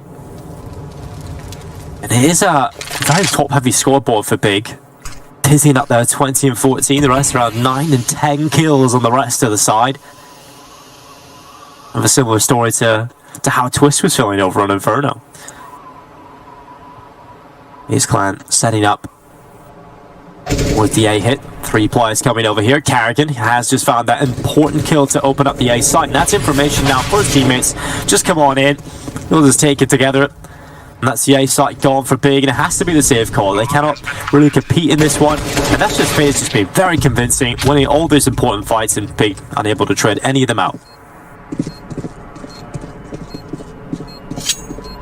Becomes so difficult when you lose that first fight at Yard. It opens up a lot of the map for Faze. You have to start switching your setup, and props to Faze for forcing those early fights and winning them. Carrigan getting a couple of important kills on the round. And Torres only has a FAMAS. Really nice turnaround from Faze here, honestly. I wasn't sure exactly how they'd be able to do. Torres has got one kill, but the flash is blinding him, and he is a dead man walking. Faze 14-6 up.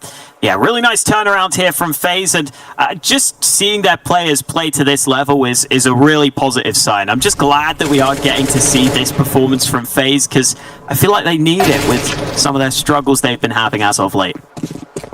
Yeah, when you look at the results over on HLTV, right, you take a look at the last series for them, it's just a sea of red, a sea of losses coming in for Faze, and it is disappointing. And that first map looked to be a continuation of the disappointment, but second map, everybody's alive again here. Nothing to lose, just turn up and play the series. Look, execute out for Faze. All the smoke's created. Tabson trying his best with a P250 at long range. I like this from Tizian. He could get in behind, and Keto elsewhere has found an opening kill, and somehow everything's falling apart for Faze. They've only got 2 players left alive, and Big are just doing everything on pistols. Broky's going to run up the rampway. 2 players line up for him. He didn't quite spot the third, but somehow stays alive. With the bomb going down, it's once again a chance here for Faze Clan. A chance to avoid defeat. But Big have picked up the AKs now, and that does elevate their chances of winning this round greatly. One of them down, though. Still 2 in play. Keto and Searson. Can they get the round win? Searson's just dropped down from the vent, so they know what their opponents are coming from. Brokey with the 4K. Looking for all 5. Brokey just about gets it. All 5 kills. Survives on 1 HP. And it looked like Big had done it, but Brokey pulls his team out of a hole. Wow, what a round. The ace from Brokey in a 2v5. He gets aggressive, he gets proactive. These are those early deagle shots. It was all looking so great for Big. They make a couple of cheeky plays, but Brokey finds the lineup, then somehow gets away with his life, and then makes the most of that AK. It's aim punch at the end here that's so costly in the final fight. No Kevlar means as soon as you take shots, your bullets are flying all over the place. Got to give huge props to Brokey, though, for realizing he had to do something to bail his team out, and he bailed them out all by himself. Now a big hammer by, and they have got the opening kill again. I'm sure they thought they had won the last round, but now they know they've got to focus up. They've got to close this one out. Santara's at ramp has been pretty quiet, but this could be the round to explode and go nuclear. Gets himself a double. Searson over here as well. Bomb down, but don't count this man out. Twist in a 1v3. Damaged players, Tizian and Searson. For Twist, it doesn't really matter if the players are damaged. He's got an AK in his hands, and we know what he does. He just gets headshots. That's all he does. With under a minute left, there's still time to work these 1v1s, and he's got the right angle. Tizian is spotted. Now down the vent, Twist goes. He fakes out the ladder and comes back up. We'll start his walk over towards ramp, and Keto will get the information. He's lying. He's not gone down the vent. He's not here right now. So they know he's got to be walking towards Searson, who is just posted up with the AWP. Twist has to jump across the angle, try and bid out the shot, and that's exactly what he's just done. And he's got in front of the molly as well. He's trying to figure out where the other player is, though. He hears the player dropping down into B. The AWP's position known. And now with the limited time, Twist has to figure out his only option, his only path is to the A side. And Keto has gone to the right side of the map. He's come up the vent. And Twist has to find that kill immediately. With this time, there's limited margin for error. And Twist has to immediately get this kill now and start planting. There's only 7 seconds left. In fact, he has to just commit to the plant now and left no time to clear the site. And Keto comes around, gets the headshot. A valiant attempt from Twist, but in the end, it is time that costs him. I like the decision-making from Keto there, tucking himself in behind the silo on site. When you tuck in like that, it can also be a bit of an unexpected angle too. Keys might not fully clear you out if they think that they have to watch heaven or some other positions, and Once he hears the bomb plant, it is easy pickings for Keto. Easiest kill of his career. So, Big able to stay alive for now, and they finally cause that economic concern for Faze. It's Deegs out for Faze in this one, but don't count out the Eagles. Olaf's got an early kill. Now he's got an AK into his hands, and Brokey's got another one. Oh boy, Carrigan down the vents. Could this be how it ends? tabseN luckily pulling it back, gets a headshot onto Brokey, and Towers finds Olafmeister running with his knife out. Bomb gets planted for Decon. Big once again with the advantage, but Twist has found an M4.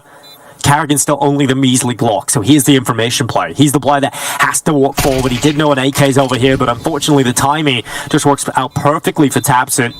Twist is smoked off a Decon right now, but no one's on the bomb. And Twist has just been spotted by tabseN, so they know he's over towards that Decon zone, and that time will start to tick. Twist pressure mounting, but time it's ticking. Big have to get onto the bomb. Twist gets the kill through the smoke, gets onto Xantares. Searson gets onto the bomb. It's going to be close here.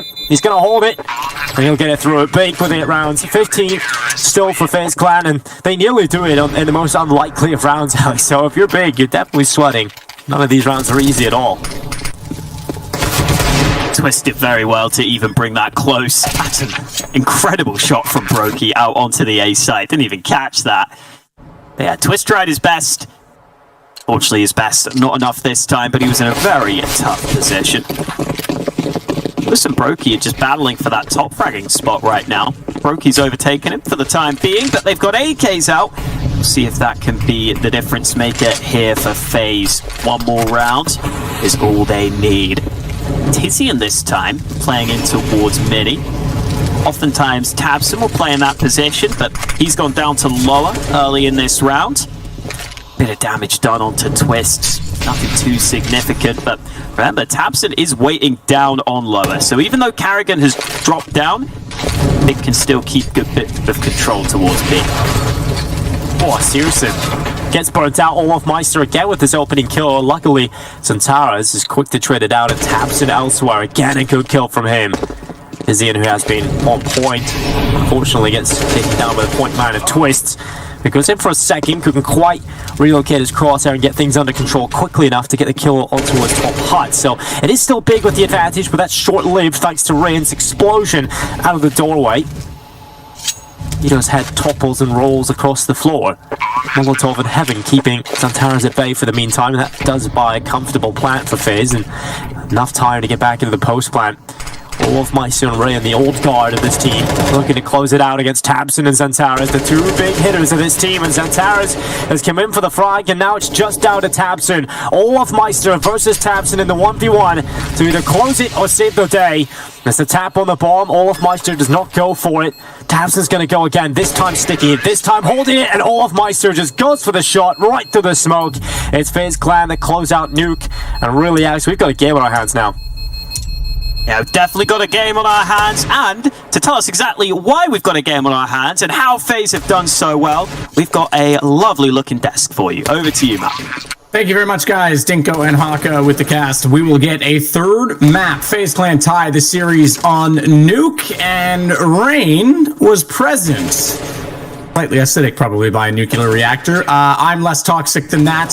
Well, debatable. But Blaze here, and so is Maniac. They're not. Guys, that was a much better game from Faze. It was really cool. You mentioned Rain, and he's going to be a hot topic of that post show. Obviously, he had a great game, great reaction from that first map as well.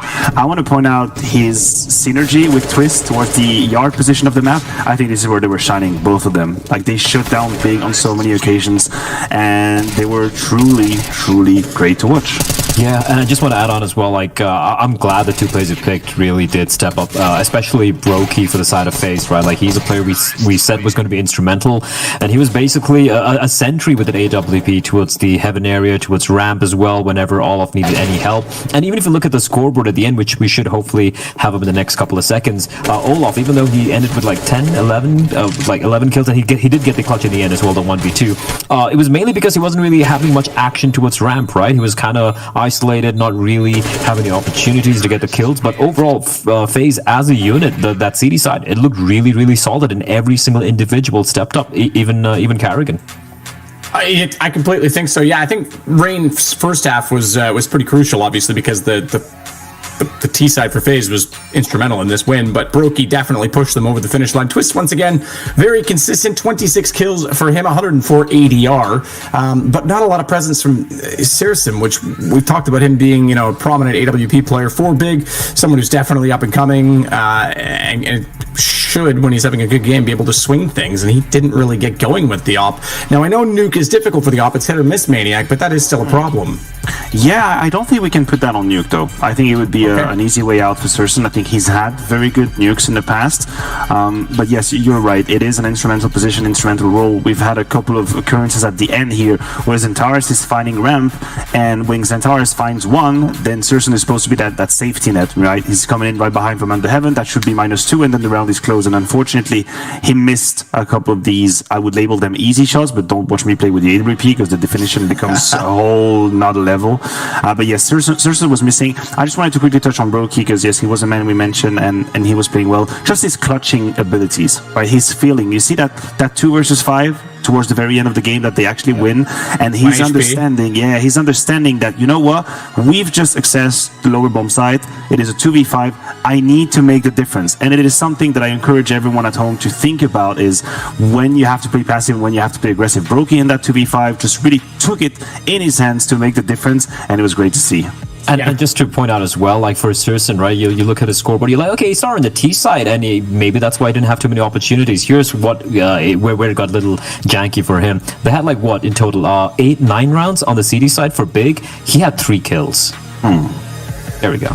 Yeah, bit of a problem, I would have to say. Twist, we're going to look at some of his highlights. MVP of the series, the Canadian kid, absolutely tearing it up on this particular occasion.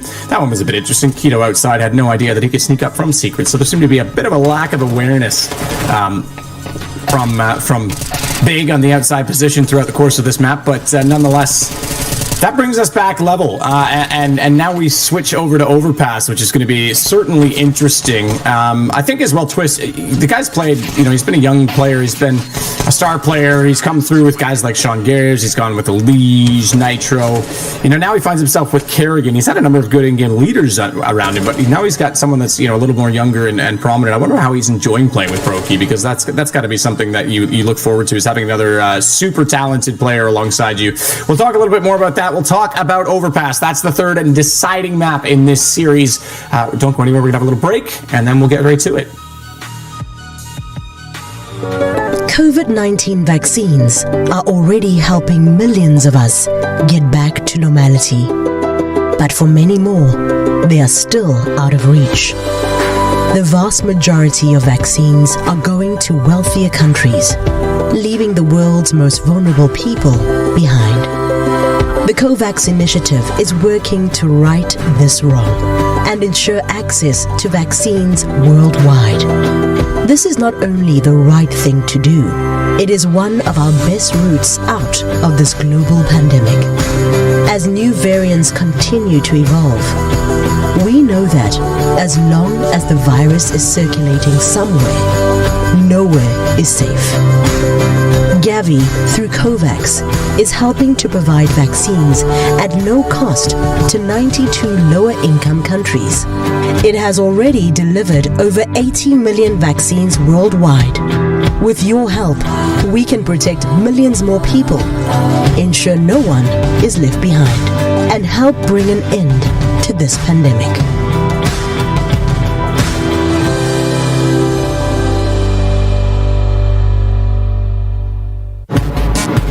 Got a difficult mission for you. Who's in?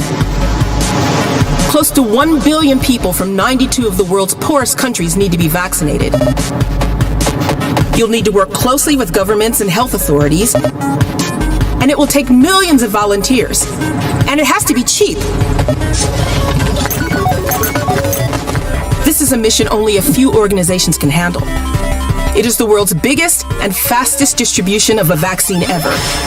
Equipment such as needles, canisters, visors, protective suits, and sanitizer need to be in place first. All of this has to be transported to the most inaccessible corners of the world. The vaccine has to be kept cold constantly. If not, it's all for nothing. And when the vaccine gets close, a population without mobile phones or internet needs to get the message. Thousands of health workers have to be trained to perform vital work. No one is safe until everyone is vaccinated, so we can't stop until that's a reality. But even though we're doing this because lives are on the line, this is real life and not a game. You don't get a new life if you fall, or if you drown trying to save lives. We have no lives to lose, but we're willing to risk a lot to vaccinate the whole world. As long as the virus exists, the whole world is in danger.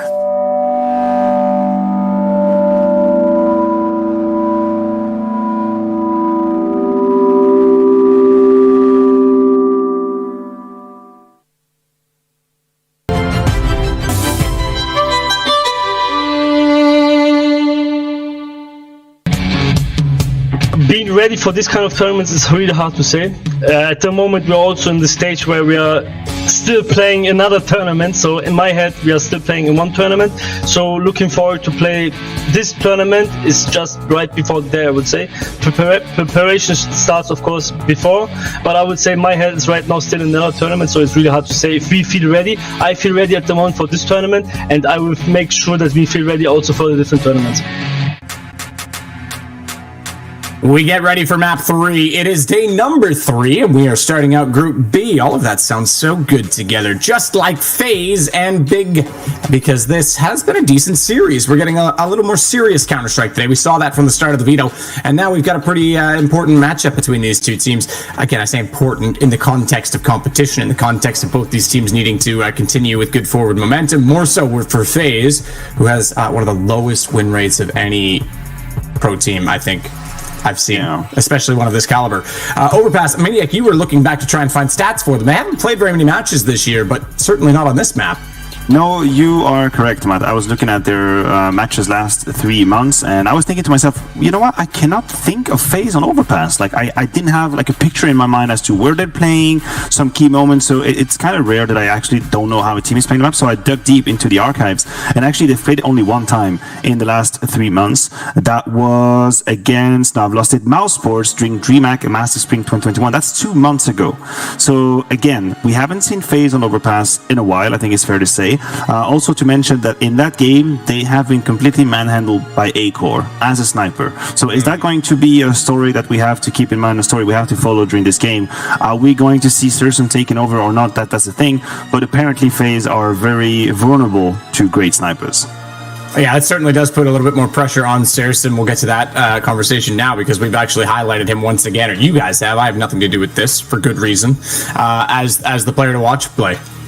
Yeah, and for Surson, it's because he was a player I expected him to do much better in Nuke there. Nuke CD side opping, it can be really, really, I wouldn't say easy, but it's somewhere where, if you set yourself up well, you can have a lot of impact. Brokey had it on the CD side, but Surson was very quiet. Even on the T side, I think he had like 3 or 4 kills with the AWP. On the CD side, on the mini comeback they kind of had, he had multiple opportunities to wield the big green as well, but he was very, very unimpactful. So yeah, heading into Overpass, just to add on to what Maniac said, like Faze, a few months back, they were struggling against the AWP A-Core, and I feel Surson on a very good day is on par, if not better than A-Core in my honest opinion. So it is going to be interesting. That being said, however, Overpass is a map Big are generally not very comfortable on, right? You look at the maps they played it decently, like 6 or 7 maps in the past three or 4 months, and they've had a lot of losses. Even the wins they have are very, very close, scrappy affairs against the likes of Apex and Extra Assault. So I feel it might be one of those messier games. I know it's Overpass, when you see top teams playing Overpass, it's you expect to see much more cleaner, much more highly tactical Counter-Strike. I feel like this could be a lot of contact plays coming in, like we saw in Inferno for that matter from Big,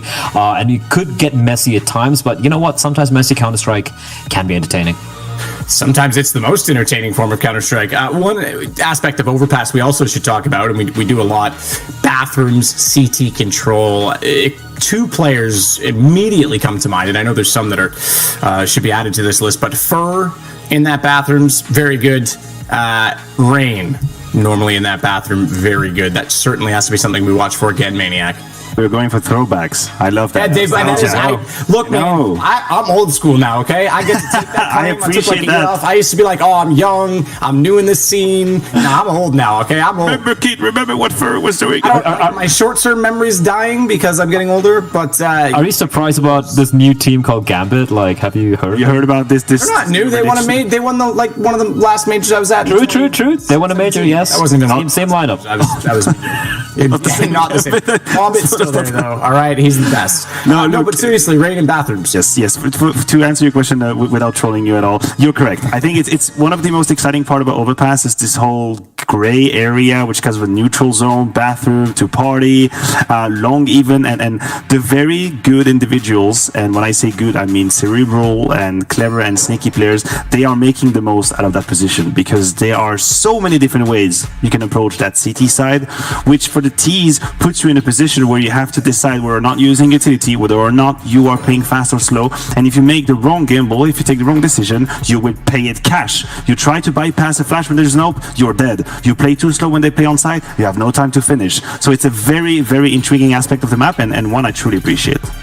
Yeah, information is king, basically, Blay. And I know that Henry always talked about the fact that his favorite maps are the ones where CTs can get a little creative in that regard. And there's also been instances of players like MBK saying they struggle oftentimes like that because it means there's more responsibility, if you will, rather than just aim duels. Yeah, for sure. And I feel like it's very dependent on the T side as well. Like if you're a good team on Overpass, your T side, your protocols are going to be, you're going to be waiting. You're going to have different phases to a round, right? You're going to be, all right, these guys like pushing towards monster. You're going to have the monster lurk guy. You're going to have the guy holding towards long, for example. But that could also be a problem where you play a little too passively and then suddenly you get steamrolled by a very aggressive, like a 3-man push, maybe down connector, maybe pushing towards fountain. So like Maniac said, it's a very back and forth thing where you can see a map of Overpass play out where it's like every round is so drastically different, just building on each other like layers. So yeah, I have to agree, it's one of my favorite maps to see. And for Faze and Big, considering they've struggled so far on this particular map, it could get very interesting. Well, we're about to find out which team will go into the winner bracket. This is not an elimination match, but it certainly makes things more comfortable or more difficult. We'll find out if it's Faze or if it's Big that will prevail. To do that, we head over to Dinko and Haka. Well, we've had two very different maps, one-sided coming in from both teams, Hawka the first two, but now we hop into this one, and I have to say, we're everything to play for as you head into this one. I don't even know which team's going to head to the upper bracket now, considering the first map was one-sided for Big, the second a little bit more one-sided for Faze Clan. Overpass has opened up, and I, for one, am very excited for this one.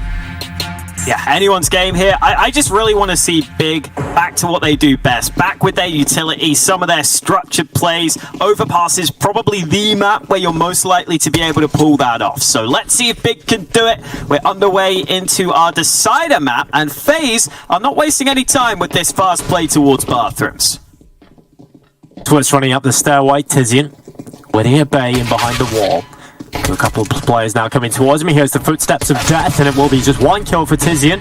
Twist training out very quickly, and Olofmeister stepping up for Faze as well. Tabson does have a couple of opportunities here, but hasn't really capitalized upon any of them, and he's going to at least get him behind the smoke because the flank is coming in from behind, and that's enough. Zantares just tears them apart in the pistol, and now down to the 1v1. Olofmeister is going to plant on the other side of the truck using cover to hide away from Zantares. You do not want to face this man one-on-one without some cover advantages.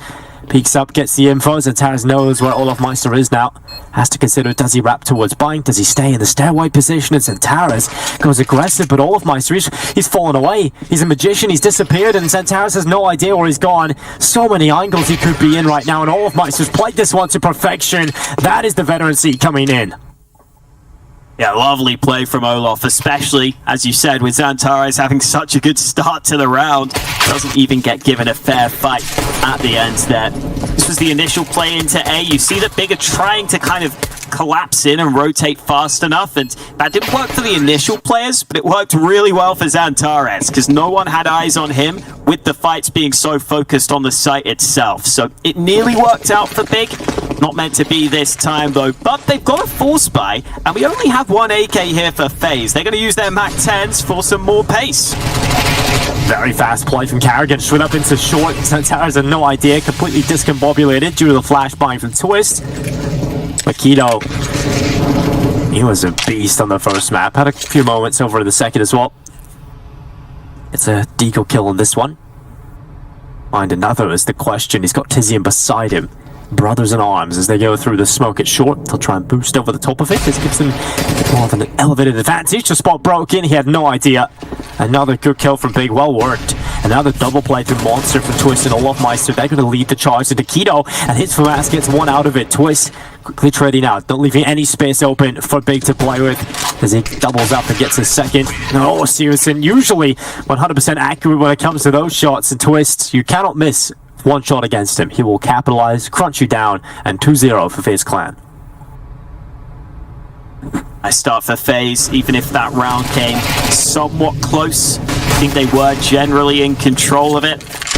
And while I was saying I want to see Big play to their best and play to their strengths, and that Overpass could be a good map to suit those strengths, I also want to see Faze come through, just because I think it would be really nice for them if they could have Overpass in their map pool. I think Maniac was pointing out this isn't a map they play very often. It's sometimes a map they'll first ban, depending on opponent. They first banned it recently when they were going up against Na'Vi, so a nice chance for them to experiment somewhat with Overpass as a map, see if Faze decide this is something they want to play slightly more frequently, rather than just the one time in the last 3 months. This is a boost that can sometimes be overlooked, but Rain clears it this time, and that will give away that there are 3 players there. Control from Rain to be aware of that. Brokey on the bank stairs. He's got a lot of control quickly here. Seriously in the corner on the other side of this doorway. Tabson is the first player spotted, and Brokey gets away with 2. Quickly taken out by Zentaris. Again, just looking at the weapons they have right now for Big. And Mac-10's the best one in play. And spam through the wall as well for Twist, working out for a headshot onto Sirius and Carrigan. Now getting involved at banking. Not very helpful banker. More of a sinister banker. Zentaris has got himself a double kill, switches out to the AK. You don't want to let that stay in his hands for long, and Olofmeister ensures that it won't. 3-0 start for Faze Clan, and a flawless beginning to Overpass is what's needed for the mentality. They definitely look good at the start of Nuke as well, so hopefully they can keep that up as Big are going to get the AWP out for Searson. We did ask for a little bit more out of Searson. Hopefully he can show us that early. The desk brought up the discussion point of Bartram's control being so important on this map. It's almost always going to be your AWPer playing in bathrooms on that CT side, playing towards A. They've missed the molly into mid, though. That's a bit of a shame, but Tapson will be playing in connector. Carrigan taking that early water control, but you are always susceptible to some aggression in this position. Got to be careful from Con, but got to be careful of the boosts and the spams. There's a lot of danger here for Carrigan, but he still tries to take the fight, and Tabson is one step ahead of him. Rim was close by, but Tabson's aware of that potential trade, so smokes off the bottom of connector and goes back up to fight out at balloons. And luckily for him, wins out the duel against Twist and the spam as well. Keto gets the information that our players in there. Because he receives some spam back in the jump up. The shot lands. Keto down to 19 HP and nearly the spam working out here for Faze Clan. Just a little unlucky not to have got a kill so far. Nice shot, Zantares. Oh, in comes Olaf. Back and forth in this round, but it's Faze who have been doing most of the back and Big who have been doing most of the fourth. Doesn't really make sense, but I tried something. Either way, 2v4, Brokey and Olaf trying to save this one. Nice headshot initially, but there are 2 big players ready to swing from the right-hand side, and it's all on Olaf. And Olaf not really getting much out of it. So good job done from Big around on the board. And for Faze, you know, early on, very unlucky in those early initial duels. They get that water control. Carrigan tries to go up into connector and fight alone. Didn't have anybody really close by for a quick trade either. When he loses that fight, it is trade like blow for blow through the walls and through the spam holes just for damage. But unfortunately for Faze, none of those kills go their way, even if they do come close. Big finally onto the board. Can I go for the boost here? Oh, they've missed that. And they cancel it quickly. If you either get it first time, a lot of teams will cancel it if they fail, because you do concede a lot of map control doing it, just because it pulls so many players and so many resources into one area. Scout shot did even more damage than I expected it to. Tapson's down to 12 health. sometimes it can be dependent on where exactly you land the shot. I know the hitboxes can change depending on chest and arms and all sorts of weird stuff, but good damage early. Nice shot from Searson. He's out in the open, and that means he's going to get taken down by the Deagle. So an AWP recovered by Rain. Not someone you see on the AWP all that often, but maybe he can come through for his team here. Throwing it. Brokey, so Yeah, that makes sense. it makes a lot more sense. Rain downgrading to the scout. And then move forward with just his pistol in hand instead. And Brokey will be this player you look to on the back lines. But that's what Rain can do. He has the Deagle! A second as well from Rain. 3 kills in the round so far. And they are beautiful. Just cracking open the A site. He has to be careful of this long play from Keto. Starting to creep closer and closer back into play. And Keto finds one player looking the wrong way. Carrigan is his first victim. He hasn't quite been able to get a second opportunity just yet. And Rain is still alive. He's now got an AK. And Brokey, who had received the AWP a little earlier, a donation, a kind donation from a generous Rain, has maybe just won this round out as Brokey doubles up, secures the round for Faze Clan. What a round from Rain. Absolutely beautiful. Rain can start to hit that form somewhat consistently. Faze could become very scary very quickly. Early kills look good for Big, but Searson was just so out in the open in bathrooms with no opportunity to fall back. He was full committed to the angle. Those 2 shots from Rain onto the site, though, are something you just cannot prepare for. And even though I like the way that Keto got that kill, okay, Brokey's got the kill on the boost. Yeah, this time it works. They get onto the head immediately. He traded out in mid. Carrigan gets 1 taps and quick in reply. Brokey, this is good. Keeping Faze in the driver's seat for sure. Zentaras, Deagle in hand versus 4. Faze have won this round. Sorry for interrupting your point, Alex. Just the amount of action that came in. It was Faze Clan just cracking open the round. All coming through very quickly in this one. Up against the pistols of Big. Does Olafmeister have the patience? Easily. Straight to the body. Could have been under pressure, but no shot comes back at him. Here comes the buy for Big. Something that is maybe slightly concerning for Big is that start from Searson. He's been off to a slightly slow start here. 1 for 5 right now. He's had the AWP already, but he's got another chance to show us what he can do with that sniper now. There is that AWP on the other side, though, so he can't just have free reign across the map, but I would like to see Searson taking some initiative, and he's going into connector this time, trying to force the early fight, but the molly forces him back. Wow, look at that aggression straight through Monster. Double push in from Big. Hasn't exactly worked out the way they wanted it to. They only get 1 kill out of it, and that will put Faze in a significant advantageous position. Not only do they have the man advantage, but they know there's a slight weakness in towards B, and if not, then that means a rotation has come down from the A side. Either way, Faze in a much better position, and this aggression from Keto at least gleaming a lot of info. His clan certainly posted and ready to go towards B, and Keto's going to continue moving forward. Carrigan is the bomb carrier, and he spots the feed. He's aware of that potential flank and spots out Keto. That's going to force him back. His flank has come to a close, and now they know the worst case scenario, 2 players inside of the B site. That can still be very scary, though. I think these nades will be important for Faze. They could go contact if they wanted to, and Searson gets caught with terrible timing. Tizian trying to see what he can line up, but the answer is absolutely nothing.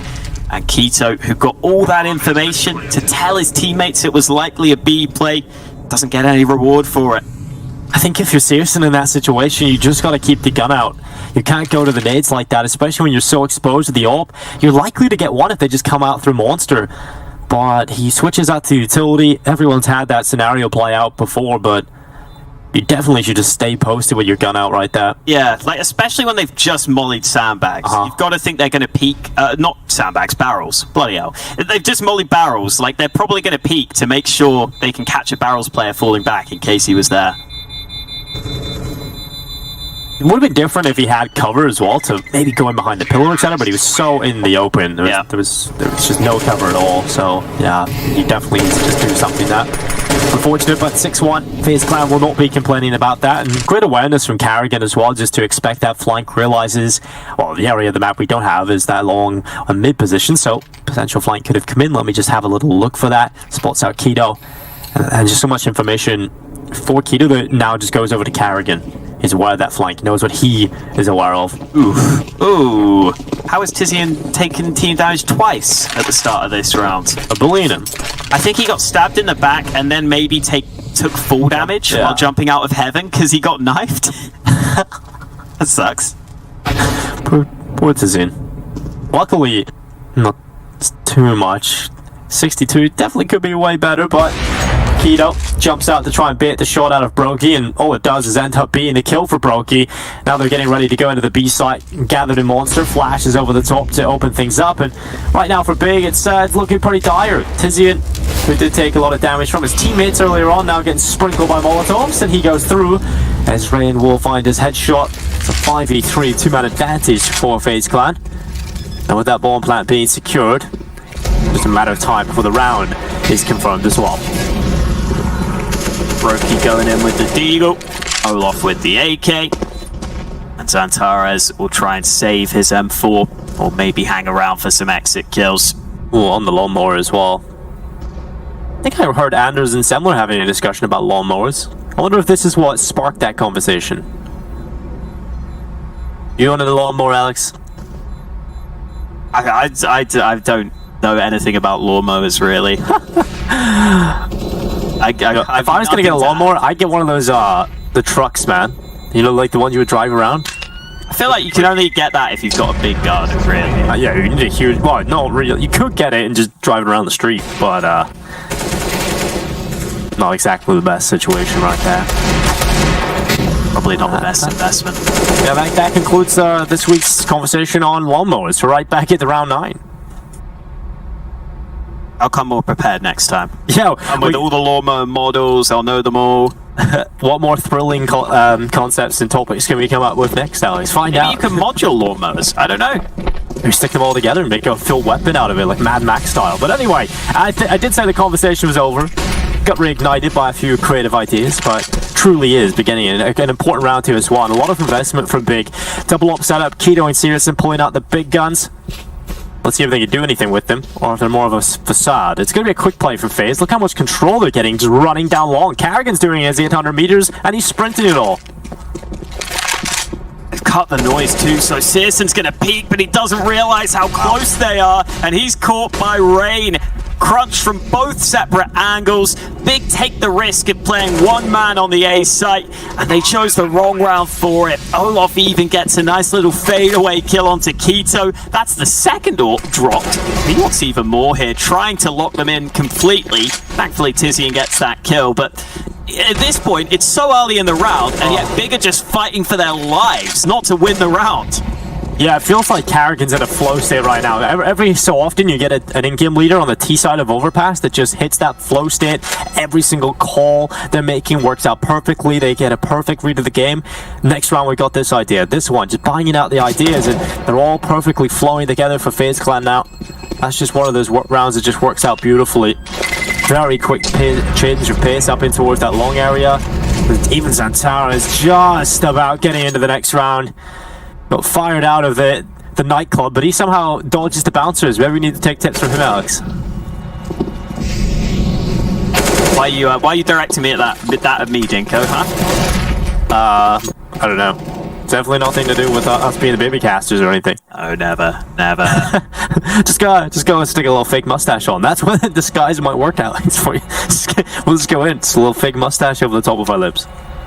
I'll have you know I've matured very much over lockdown, Dinko. I'm now I haven't seen you since sophisticated gentleman. 2019. That's pretty unreal. Oh, wow. Been a minute. But at least we've been able to game together. Yeah, that's true. I don't know. There's no positives here at all. So, hey, I'm level 8 on Face It now, man. You're doing well, actually. I'm getting there. It's almost like upgrading your PC equipment was actually the way to go. It helped. I won another game last night on Overpass, actually. I seen that. It's the vaccine. Make sure you get yours, and if also you want to donate and contribute to some areas of the world that aren't as fortunate as maybe where you are, you can do that below the Twitch channel. It looks like Faze Clan have donated 2 early kills to a less fortunate team of Big here. There's 2 openings. Now they're going to have to try and figure out how they're going to pull this back, and Faze Clan are going to go through Monster. But there's 2 players here. Zantares is one of them. He's got the rifle. He's mowed them down. He's got a brilliant lawnmower. It's an M4A4. I like the way Tizian played that too. He gave up his life, basically just jiggling and pre-firing the angle to make sure that Zantares could come forwards and just pre-fire the position with his rifle. Gave Zantares the best possible chance to line up both players. Rock boost across unsuccessful. Brokey with another kill. I was getting shades of Guardian for a second there, but Big had too many players close by to make the madness happen. Oh yeah, there was definitely a little flashback in my head right there to Guardian, but Brokey couldn't quite pull it off.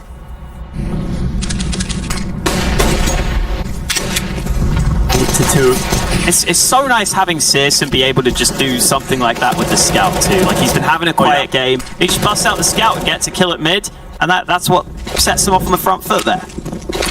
Yeah, when Searson's on the scout, you never really can count Big out, right? They just have so... That needs to be a t-shirt, by the way. But yeah, Searson's just so good on the scout. Maybe just stick to that weapon, gets caught with the AWP again.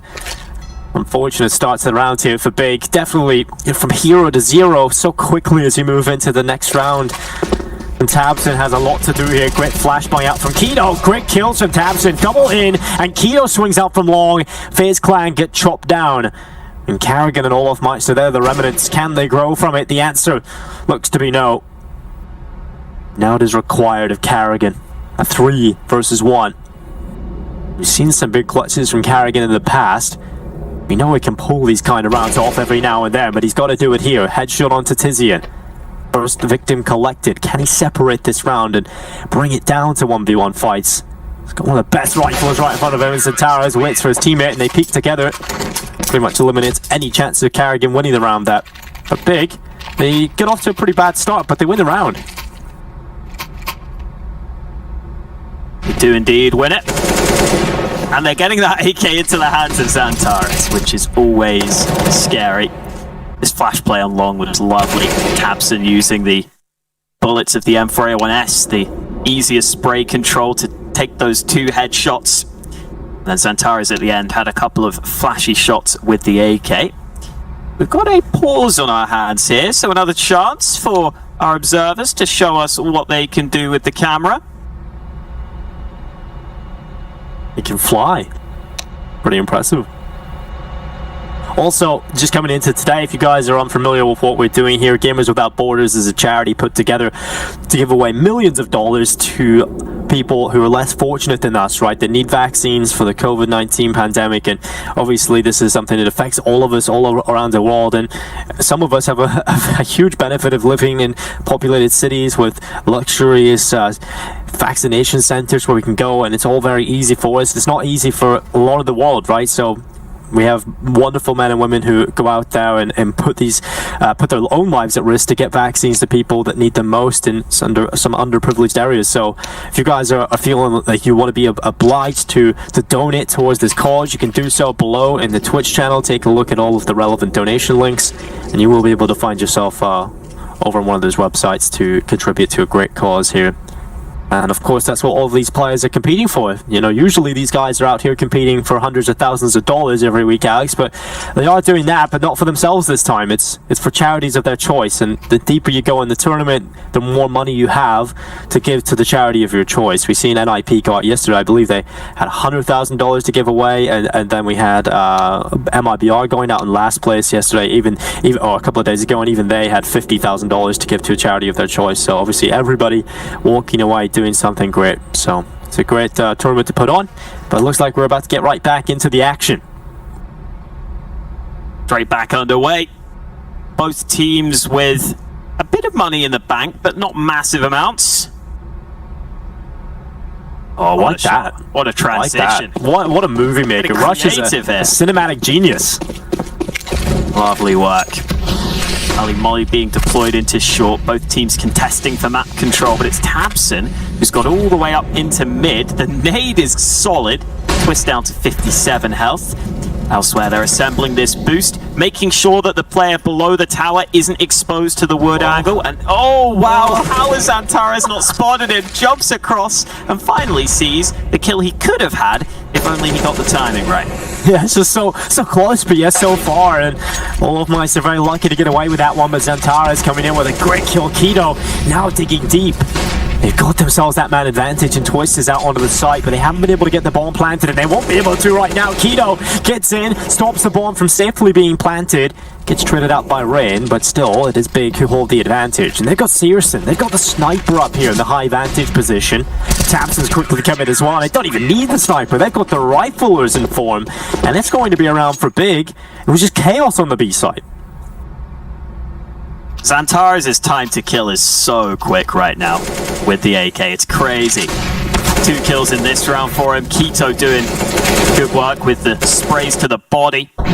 At the end there, they had a nice flash play too. Searson throwing the flash in from heaven. They had Tabson peek from short and Xantares peek on the backside of Pillar. So they used one flashbang to peek 2 separate angles, which was really cool. Nice way of doing it to make sure they could work together. And Tabson's making the exact same play here in round 13 as well.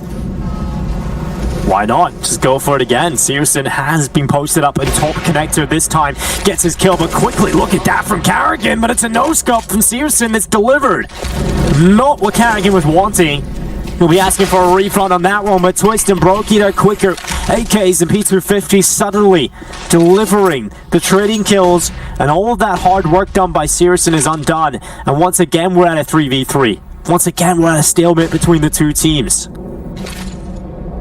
2 CTs have rotated into the A-bomb site though. Oh, Brokey nearly got an opportunity there, but the smoke lands in tight. Can't find that angle onto the A site just yet. Waiting to see if someone makes that mistake of peeking him, but he's gone on the other side, and oh, how has he not got that kill? Brokey just about gets away and gets some backup from Twists. Oh, that is awful from Keto. It's very unfortunate to have not been able to get that kill. He spotted the barrel, he spotted the front of the play, but no kill, and now Tizian. More pressure on him, but Twist, he doesn't leave any stone unturned.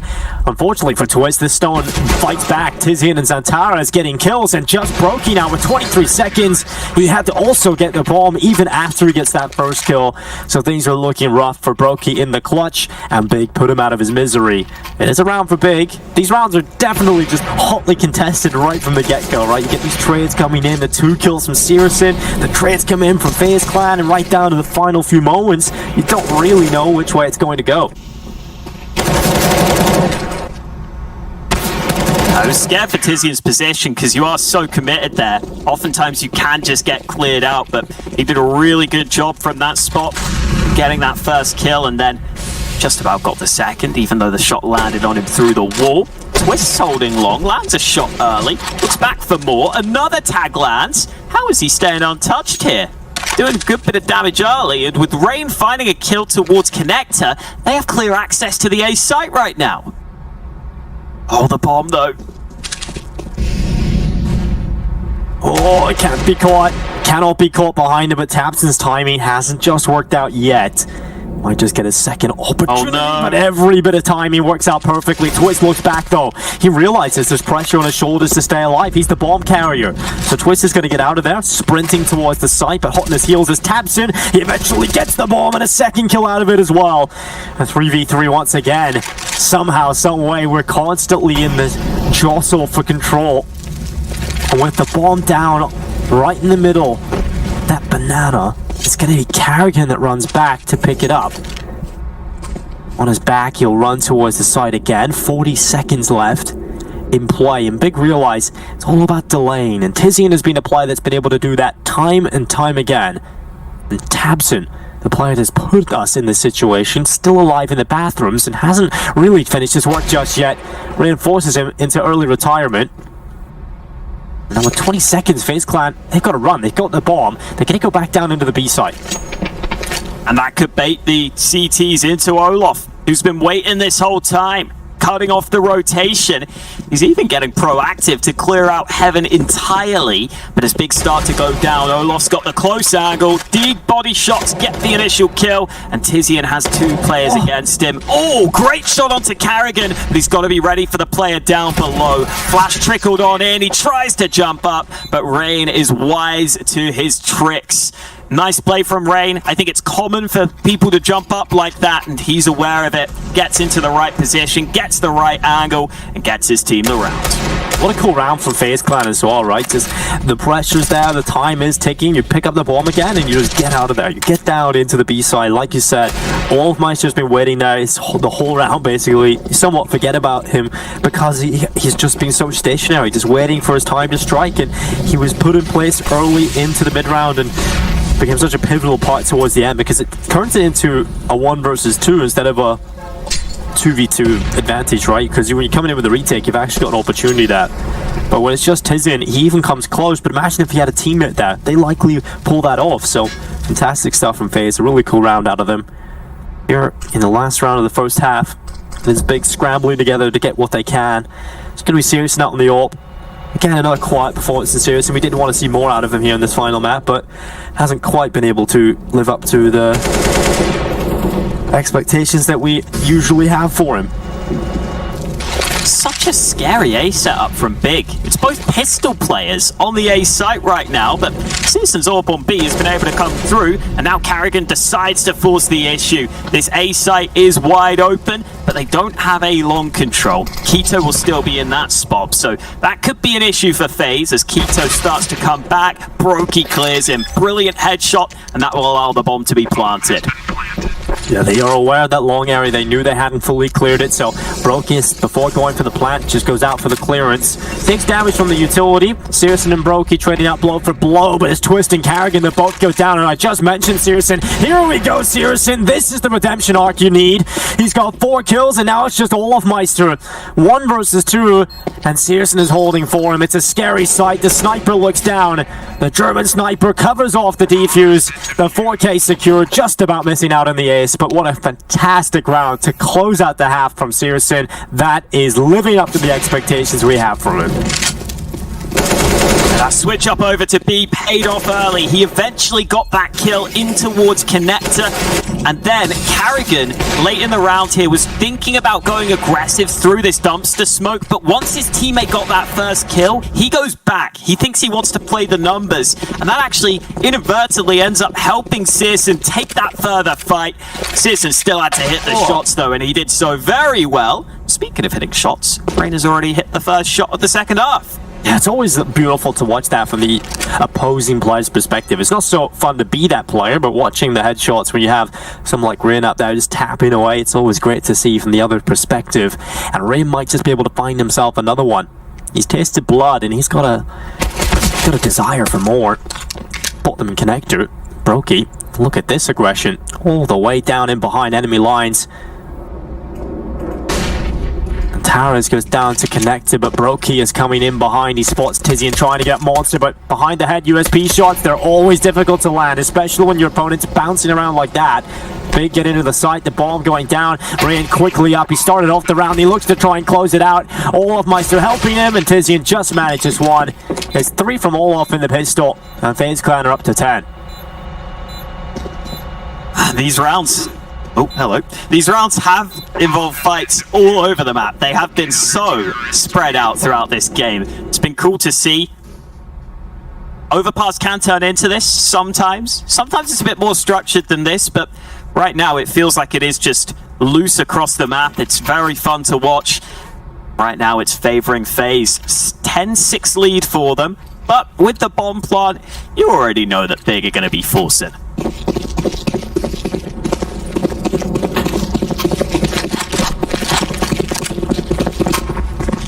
2 Galils, 2 Deagles, and a Scout. A Scout for Searson as well. Adds extra damage to it. Definitely have to be worried about this if you're Faze Clan. You've got to give this buy respect. And they'll be aware of the force buy, obviously, when you can see the bomb plant. T's generally come into these rounds with quite a bit of investment. One of the scariest rounds of Counter-Strike right now are these second CT rounds after winning the pistol. Rain's going to play in that smoke at front bathrooms. Hasn't been spotted as it fades away. Santaris is the first to get spotted by Rain, and he's down. That's one of the rifles gone, and Tabson quickly following up, running down into the bathrooms. Elsewhere, Tizian has been able to follow up for Big, so they're in a favorable situation. The aggression for Brokey just on a USP has paid off for just one kill. Tabson is doing a fantastic job, but will he expect this player around the corner? I think he's killed enough in bathrooms to think it's clear. You can't really blame him for it. And oh, Twist, look at this. They have no idea. One for Twist, can't get the second. Luckily for Tizian, he's able to stay alive and turn around for that kill. And it's just on to Olofmeister in a 1 versus 2 up against Searson and Tizian. And they're going down to B. Yeah, they've had enough at the A site. There are too many players in random ass corners. They're not excited about that, so they go back to B, and it's a good decision. Free bomb plant for Big on the site. Olof's starting to come in with this rifle, spots the jumping player. Now he spots the shadow, so he's got info on both players. They try the double peek, and Tizian just about able to trade his teammate.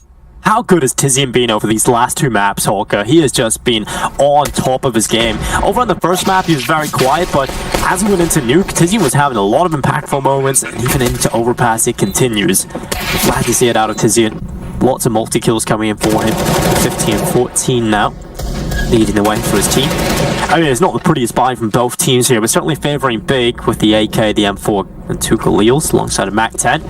For Faze Clan, it is Deagles, and I do say Deagles in a little bit of a disappointing tone, but I have to say, Faze Clan, when they're on Deagles, Alex, that is when things get messy. Oh, Keto taking damage. Carrigan comes in and comes close to a kill, and he set up Twist for success. 2 assists to his teammates, 2 body shots for Twist to give his team the early edge. Great stuff for Twist, you know, knowing the players are damaged up, softens them up for the body shots, and that's all Twist needed to land. And here come Big into the B site. Brokey, he's using the cover of the ramp to cover up most of his body, just his head peering over the top as he goes for these quick shots over the top. Someone used his head to leapfrog, and it seriously just bounces over the top of him. Gets straight up Goomba'd, but it's going to be Twist and Rain who look to try and pull the round back. Advantage point for Rain as he's boosted up on the sandbags, and that smoke's actually kept him covered off for now. Bombs inside of the smoke as well. He's going to get another smoke, this one a little deeper, so it does sever off his information flow. He doesn't see where the players are. Because of that, they don't see him either. It's a game of hide and seek right now, and Rain jumps up. Sound cue is being made. He's going to start spamming away, giving away his position. And they're going to start spamming back at him, but no one yet connecting significant damage. And finally, oh, Rain, he ran out of ammo. Straight out to the Deagle. And Searson down in towards Monster, the rifle in his hands, has the crossfire with Tizian inside of the site. This should be relatively impossible for Rain to do anything about it. And Searson confirms that with the round win. In the third and final map, Alex, we've got ourselves a real barn burner. Yeah, a little unfortunate for Rain there. If the bomb's planted default or out in the open, he's going to have the chance to just jump up, spot the player, and then in his head he'd know where to spam into the smoke. But instead it's one of the few plant spots where he can't do that so easily. It ends up being a big round. Humongous round. Big setting up outside of B early on, just one player elsewhere, and that is Searson on a little bit of an excursion. He's having fun, he's running up, and he might get info that the A side's actually pretty clear right now, but it doesn't even matter because Big have just taken every kill on the B side. They walk into somewhat of a stack and they just get every single kill. I'm not complaining about that one. Lovely work. They will be very happy with this. Faze still up, but Big had a really slow start here, and it feels like they are building into this game now. Haven't seen the same crazy plays from Faze in some of the recent rounds. Twist had that triple kill with the Deag, but didn't lead to the round win. To their own side of the map. Safe to save the 4 rifles and the 1 MAC-10. Here comes the investment from Faze.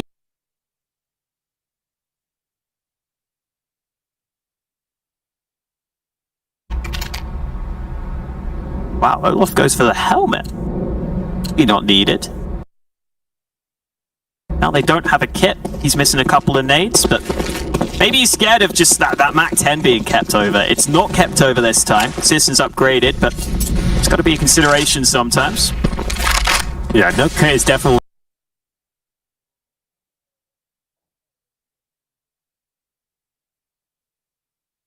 something you would rather have. Even if there is a small risk about the Mac 10, you would still rather have a diffuse kit over it.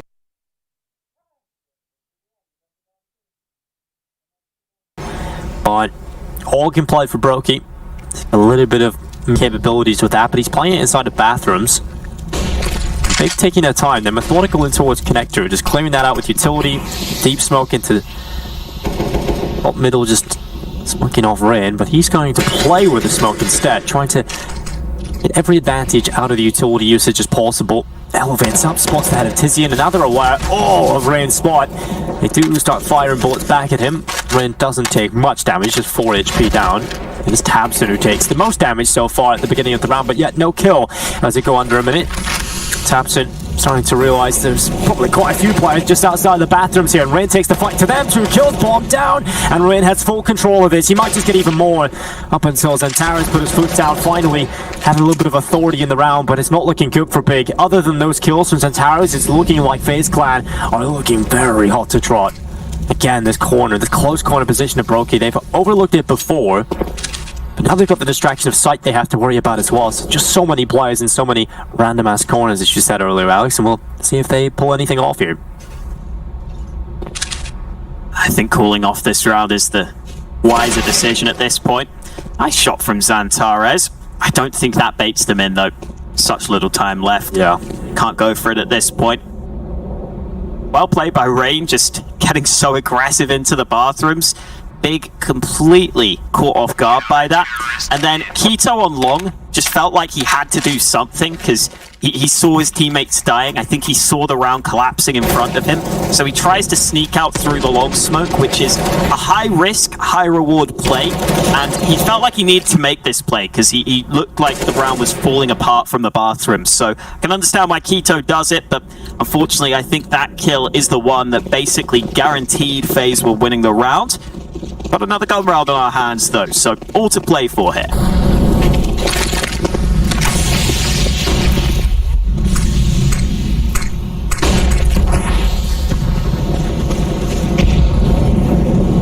Big are getting a lot of control at the start of the round. Brokey's just kind of jump spotting, eventually gets info. Okay, they've arrived at long. And we did see that actually as a bit of a weakness for Big in their CT side. We've seen FaZe actually exploit the lack of information being picked up long early, so it's good that FaZe are getting that info on their CT side. Searson aware of that tight angle, goes to the pre-fire, couldn't get the frag, and this was the problem area in the last round. If you remember, just Rain getting aggressive, Brokey really causing problems that. So they're definitely investing a lot just to try and maintain that area, and they haven't been able to really win it. They haven't been able to force the players out of position, and Carrigan gets aggressive into long, and FaZe Clan just bring the fight to Big again, and they're winning these fights and they're not getting traded. Nice response from FaZe. I like the way they were spotted on long and then they quickly go and focus on short, because you see that Searson maybe wasn't 100% prepared for there to be a couple of players there. And now with that man advantage, FaZe can fall back into a more passive stance and a more standard setup. Carrigan wants more though. He goes aggressive again, this time on B. And that's going to force Big to just go for a Hail Mary play into A. Searson is going to find more where that came from. If possible, just going to molly off the bank and try and isolate some of the angles he has to fight from. Smoke up on the stairway right now. Brokey, he's gone close. It's a close no-scope from Searson as well. Tabson and Searson working together have pulled this back into a 2v2, and Searson on the walk back gets his 3rd kill of the round, and Olaf Meister decapitated by Tabson. That is a beautiful round out of Searson and Tabson, one that Big desperately needed, one that was served up on a silver platter. Called it a Hail Mary push into A, Dinko, and if that's what it was, I think Tabson was the quarterback, setting it up to begin with, and Searson was the receiver, catching it. and coming through with some really important kills while his teammate was planting, keeps him safe. That is a whopping turnaround from Big, because it looked like Faze had full control of the round. It looked like Faze had dominated control in the proceedings early. Just those couple of kills early make a big difference, and now Faze are forced back to a pretty weak buy, but they've got some early kills. Yeah, near damage and the peek out from the connector door, and those kills have been delivered for FaZe Clan. This is a round you should have no say in, but suddenly it's a Krieg and it's an AK into their hands with a two-man advantage. Still no trade out from Big. They haven't even got the site. They've got to walk into a stack of the B-bomb site. Tizian luckily gets Carrigan, but not without taking damage. Unluckily, that Itchy goes into Wolfmeister. Nothing is free in this world, my friend. As he goes down to the Itchy grenade. It's a 3v3 again. Still not out of the woods just yet, Big. Genuinely felt like that SG was like booby trapped. Like as soon as he hooks close to it, there's a tripwire and a nade just flies in out of nowhere. It's like Indiana Jones. It's too easy to get this artifact, just get blown out of the water. Or in Olafmeister's case, blown into the water. True. It's some very dirty water too. Yeah. That makes a difference once you're dead. I suppose it decomposes your body a bit quicker, maybe. True. All 30 the rats. seconds. Getting at The you. smoke onto the site. I like that from Big. Should help them get the bomb down. Maybe not going to help Keto though. Twist not too far off, but it's always difficult to span through that box. You never really see many people getting much out of it. And Searson is getting a lot out of his AWP now. Down to the 1v1 versus Brokey. This could be another round where you look at Searson just coming out on top. Ever since that round where I've said to, we expect a little more out of Searson, that's the round he's just delivered to 4K, and now he's up on top of the team. And he's got around in towards short, and no one's even on that bomb. And with Brokey with no kit on his back, the round's already lost here. And Searson knows that he's got this in the bag. He's going to go up for the peak. Brokey just trying to get at least some sort of reward out of the round. Pulls the AWPer into him, picks up the AWP. He's now sprinting away to try and hold on to it, and he'll do that well enough. So, big tie up the scoreline. Another big round out of there for Searson. I have to say, those kills down into the site are everything for Big right now. If Searson isn't performing like he is, I don't think there's as much of a case of a comeback for Big at all. And that was a round that easily could have fallen by the wayside, especially once Keto is caught out by that Heaven player, the SG at range. You needed Searson to land some impressive AWP shots, and he definitely delivered for his team there. All tied up. Keep missing that Molotov. Yeah. Towards top mid. It's a difficult one to throw, I have to say, but we would like to see it land a little more often, especially at this level. I'm sure Big's utility will be a bit better. Smoke and Molly from Keto both look on point. German efficiency. Very well known for their nades. Big. They've got another Molly for that right side. Tizian will start to come towards shore, but Rain making a ballsy play. He's been playing a pretty high-risk play style in those bathrooms, but he's probably delivered more often than not so far. He really has. Rain has had a completely different performance here on Overpass than how he started the day. It's great to see him really deliver on the server. This is the kind of Rain we want to see all of the time. 55 seconds left, 3v3, double up setup remaining for FaZe Clan. Two players on the B site right now for the CT defense, and Bigger coming this way. One prone to the approach through water, but two through Monster, and Olafmeister's being completely neutralized by the flashbang of Searson. As Carrigan's trying to try and hold on to the site for his team. The in-game leader with even more pressure on his shoulders. Tabson has tapped the bomb, finally committing to it. And because of that little misstep, because he didn't commit to the plant the first time around, it's down to the clutch for Searson. And he's going to walk forward. Carrigan quicker on the headshot. Searson had thought he'd gone deeper into the water pit. And that's 12 rounds for FaZe Clan. And it's all on Carrigan saving the day there. Great misdirection from Carrigan at the end of the round, because you can see from Searson's perspective why he would be fully focused on water. A lot of players would just tuck into the angle, would hold, would maybe wait for the plant, wait for the player to come to them, but Carrigan goes all the way back, and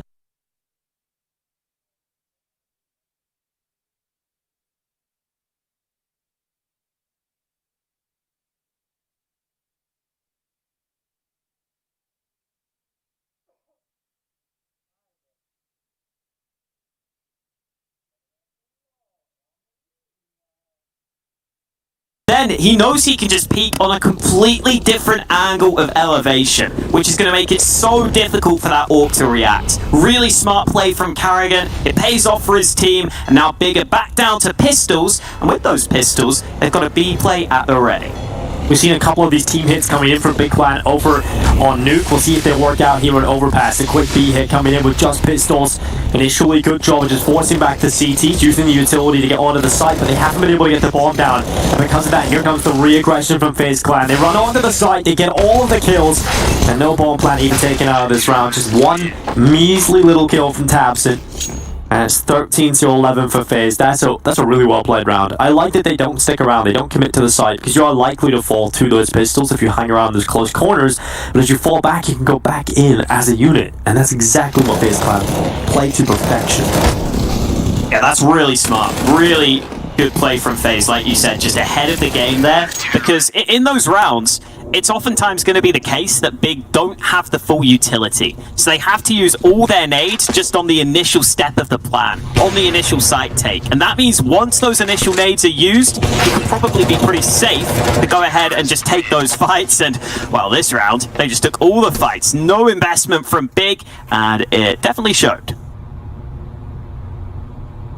That was a quick one. Swept under the rug, but here comes the buy from Big. And it might just be one of the last standbys. They lose this one, likely to be over here in this series. This plan have hit another level in the last couple of rounds. Big moments out of karigan. This time, the molly lands. They're going to go for the boost this time, Big. Standing Searson up on top. Maybe this could be a way of getting an opening, but it is pretty late into the start of the round, so even the train coming past, there's no one up in heaven. Looking for karigan, jump spotting. That's all you can really get out of this now. No one's up towards heaven, and he's not spotting anybody. Just clearing all the angles, gleaming what he can. And doesn't get anything from the boost. That has allowed Olaf to push all the way into water, all the way into B short, get that aggressive position early. Rain was also peeking into mid initially, but now he's decided to fall back, and Brokey caught in connector. Good shot from Tabson, taking the opposing AWP out of the round. And now FaZe may feel like they need to take a risk here. Down in a 4v5, not too many nades left for them. Rotate is arriving towards A, but Rain is pretty far forward, so I'm not sure if karigan can help Rain here. Oh, seriously, that was an opportunity to open things up onto karigan, but it's Rain that doesn't even need help for the first kill. Couldn't quite flick back in for the second, and karigan now really having to stand strong, and karigan just breaks them in half. Tizian and Keto hitting the deck quickly, and karigan has had an elevation of performance that you need from FaZe, but that is a big turnaround. Searson and Zantara is getting the frags, and suddenly it's a big round. He's just been so good at getting those kills in these crucial moments when the round is on a knife's edge. He's able to read that the play's coming up through connector. Really smart, patient play from Searson, just waiting for that player to come his way. Rain did really well on the first fight, and then it looked like karigan had won them the round with that double spray down. But look at how Big play it. Searson gets the first kill. Zantares realizes karigan's probably going to try and trade his teammate. They're both in such great sync there. That mid-molly has missed again, but FaZe have got another buy together, this time with a secondary AWP out for Twists. Oh, Rain, he's so close to getting this kill. Olafmeister, in fact, with the spam, finds Tizian's head, and from the grave, Tizian gets the reply onto karigan. 4v4, connector control will be established by Keto as he re-smokes it off. He doesn't even want to take the fight. It's more important, he feels, to get out and assist his teammates with utility. And Twist, aggressive with the AWP. You sometimes see him picking that up, and now he's got himself an angle in towards this short area to flash out Olafmeister from the barrels. He's peeked into play. Rain has been taken out of play by the AWP Searson, and now it's Twist having to do a lot of work alongside Brokey. Double AWPs to try and close out the round. That is not going to happen. Searson and Tabson, yet again, getting the round for Big. 14-13. This game is incredible so far. What a great opening to Group B. Just feels like Big are somehow winning these close rounds every time. These 2v2s, 2v3s sometimes. They just work together so well in these scenarios. It's Zantares and Searson again who are alive in the late round. It's not easy to pull those rounds off, but they find the fights individually. They win their team the round. Now Faze are back down to pistols, and Big have every chance of tying things up. They're going for the boost here. Olofmeister gets his chance, gets his opportunity, he takes it straight away, but taps it. Look how quickly they're out monster. So fast. Tapson's already got 2. Oh, Twist actually got that kill before dying, which is unbelievable. But I don't think it's going to make a difference. The outcome of the round is already confirmed. Big take it, all tied up. We're going the distance, Dinko. We've got round 30 guaranteed, and I'm so glad Overpass has been a close map here, because the first 2, fairly one-sided. Overpass really showing up from both teams, and Big have really had to grind their way back into this. Got to give them huge props, because these haven't been easy rounds either. Yeah, and in particular, Searson, man, look, 21 and 18, and just think of all the important moments he's had so far. Tabson as well alongside him. This has been just a fantastic grind back into play for Big, and they don't want to let it stop here. Fate's going to come back into it with a bye. Searson versus Brokey, the alt battle that might just start off this round. Olofmeister elsewhere has taken 80 health points of damage. But this patient battle, Searson no longer wants a piece of the long fight. He looks to change up his position. And the nade stack onto Twist has dealt a lot of damage again. Faze may still have 5 players, but they're losing a lot of health. Oh, Searson's making a bit of noise here. There's a chance they peek in behind him. He's alone with that AWP. But he has to be very careful that Brokey doesn't go out any further. Faze with that player aggressive on A though. Playing much more heavily stacked on the B bomb site right now. Ito dropping back as the smoke fades. Carrigan still close by, but Keto wins the first fight. He's had a quiet game, but that could be a huge impact frag. What a way to open up, and Searson elsewhere finally wins the battle against Brokey. It's been a long time coming, but it comes to a close. 15-14, Big up to map and series point. That was a clean round. They didn't even lose 1 player. FaZe Clan had everybody in a good spot, right? They knew how much utility was being used up into the B side. They had Brokey aggressive on long. It just ended up not working out at all. They didn't even get a single frag. And now we head into round 30, last round of regulation. And if you're a FaZe Clan fan, you're feeling a little sick in your stomach right now just looking at the buy they've got. It's not a whole lot to the server. We haven't had overtime yet, Alex, you and I, so maybe this could be our first one. We'll see if Big decide to close it. I think if you're a FaZe Clan fan, you've seen this too many times and you know how it ends. They've lost so many maps, 16-14, so many decider maps in the past, and this might be another one. Keto and Tizian running in, but somehow Twist with a quad kill, and it's all on that man, Searson. First shot lands, he's looking for more, but Twist comes in with an ace, with the USP of all things, and we're going to overtime.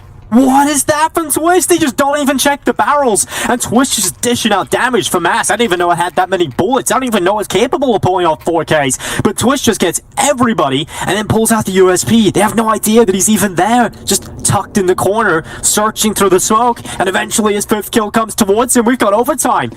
If you're a FaZe Clan fan, this is a better story. Maybe there's a chance again, as we once again are at the beginning of where we started.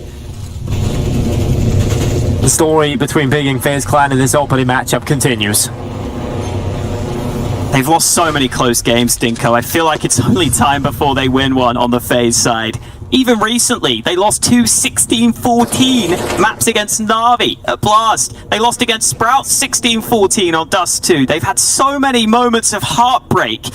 Maybe now it's time for that to change. Or maybe Big are just going to keep showing up, because towards the end of the half there, they were looking incredible. This time, Searson's leading the charge for his team. He's oftentimes been alive in the late round. He's searching for a pick. I do worry though, because Rain has been very proactive into his bathroom, but not this time. This time he's waiting. He'll spot the ult barrel, goes in for the pre-fire. It's the good kill, unfortunately, for Rain. Couldn't get the follow-up, but very fortunate for Big. But Carrigan, how many times have we seen him from here doing work? He gets through. It's actually Twist that backs him up there. And Tizian looking into the left side of the dice box. No one peeking upon it. And Big again are tasked with pulling around back where they're a man down. We've seen it lots of times before in regulation. Some of these rounds, you count them out in.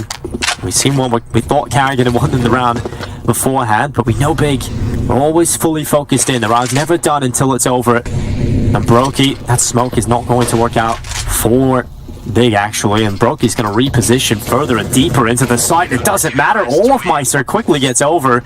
We think the play is going to be on Brokey, but Olofmeister's like, move aside. I got this. Yeah, big shame that the smoke's just not giving them that clear cover to the site, but Olof's happy with that all day. Clear line of sight, easy couple of kills for him as he swings out from CT. He's off to a good start into overtime, and we are seeing them stick with the double orb setup now that they've got all the money available to them, and to see if Twist can have some impact with that orb. This almost shows me just how much of a wealth of riches, to some extent, Liquid had with a bunch of players who were capable of AWPing, but weren't really primary AWPers. Because, you know, Nap would do it, Stewie would do it, now Twist is doing it on Faze. Yeah, it's just so many players could just pick up the AWP. It's kind of crazy. We have players like Twist, which all of those players you mentioned have that star player potential. You have to be an all-rounder. And so many of them are, you just don't really get to see it because a lot of these teams are packed with so much firepower. And Twist hitting a shot but not death onto Tabson, just enough damage to scare him off a little bit. Here comes the attack out from Big, good execute, good opening kill from Xantares. That's cracked open this round fully. And Twist, he's blinded, held back, couldn't find any impact. And now Faze, they've really got to dig deep. And Carrigan has often had the shovel, but not in this round. As once again, Brokey and Twist on the double up setup are tasked with taking back this B site. And in doing so, it's often so impossible to win these rounds on ops, but Twist is going to use it like a rifle. No scope into Keto, but this time is ticking. They need the kills, and Twist is doing enough work to turn it into the 1v1. Down to the time now. Pressure taking for Brokey. Searson once again, ice in his veins as he holds back into short, and the round, it's a replica of a round times ago. It's Searson that comes on top of the battle, and Big will tie up the scoreline. Oh, these rounds are just so damn close. There's no way you should expect FaZe Clan to even get close in that one, but Twist just keeps chipping away. I love what Twist was trying there with that smoke earlier too. He dropped that smoke down close right of him, so he wasn't exposed from the site angles, and he could just hold to the left side of the site. Didn't end up working out for a kill, but it was a really cool idea when you've got that AWP. I think it's a really nice way of playing that position. Didn't work out for him initially, but then he absolutely made up for it and brought the round close. Close isn't enough though. Big take it. 16-16, all tied up. Made onto Rain early, but he's holding in connector. Tizian's below him. There could be a man coming in from above, but Brokey spotted the gun barrel, and he will take his time at lining up that kill. Rain, though, caught off guard by Tizian.